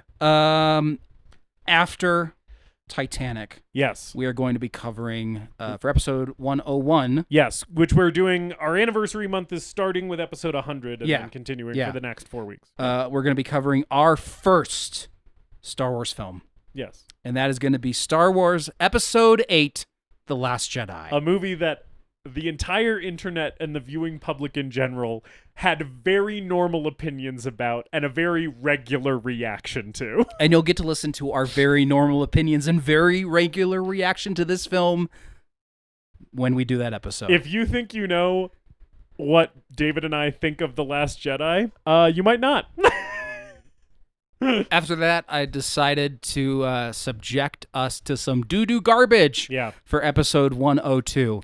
And we're going to be watching American Psycho 2, All-American Girl. Yeah. What if Mila Kunis was a serial killer? What if American Psycho had a sequel? It would be a bad movie. I feel like making the American Psycho a woman just immediately undercuts the entirety of the meaning of the original text. But, I guess we'll talk about it. Don't worry. It'll undercut the entire meaning of the original film in multiple ways. Oh, cool. Great. And then, Justus, what are we going to close out the month with for episode 103? We will be closing out the anniversary month this year with probably the God Emperor, the text of all Justice Burkett childhood films. We're going to be talking about Brad Bird's The Iron Giant, a movie so important to me that I might cry on mic talking about it. What if there was Big Robot? Big robot. Big lizard, big robot. I'd love to see Iron Giant versus Godzilla. That seems like it could have happened. Could have. Yeah. Godzilla would win. It could still happen. That's our lineup for TGMEM Anniversary 2, celebrating 100 episodes of the show. If you've been riding with us since episode 1, hey, thanks. Yeah. And if you came in more recently than that, also thanks. Yeah. And we hope you stick around. Yeah, we hope to keep doing this. If you like what you hear, please don't hesitate to share us with your friends, family, loved ones, and any big lizards that you may know. Yes. And follow us on social media on TikTok and Instagram. If you have discovered us through TikTok, hey, thanks for hanging out with us. Yeah. And share us with any Gen Zers that you guys you're sending memes back and forth to or whatever. Yeah, whatever you fucking freaks do on TikTok. And ET is out this week, but just a blanket thank you to them for researching previous episodes, and we hope that they'll be rejoining us soon. And social media, yeah. It's been really great having them on board. Thank you guys so much for listening. We will see you next week for episode 100, Titanic with High Priestess Pod herself. And until then, as always, later dipshits! We hope you enjoyed this episode of The Greatest Movie Ever Made. Please remember to leave us a rating and a review, and to subscribe to the show wherever you listen. We appreciate you supporting the show and spreading the word. Tell your friends to listen, tell your enemies to listen, tell your mom to listen. If your neighbor has an unsecured Bluetooth speaker, connect to it and play an episode. You can follow us on social media at TGMEM_podcast. And if you've got a movie that you want us to talk about, send us an email at thegreatestmoviepodcast@gmail.com.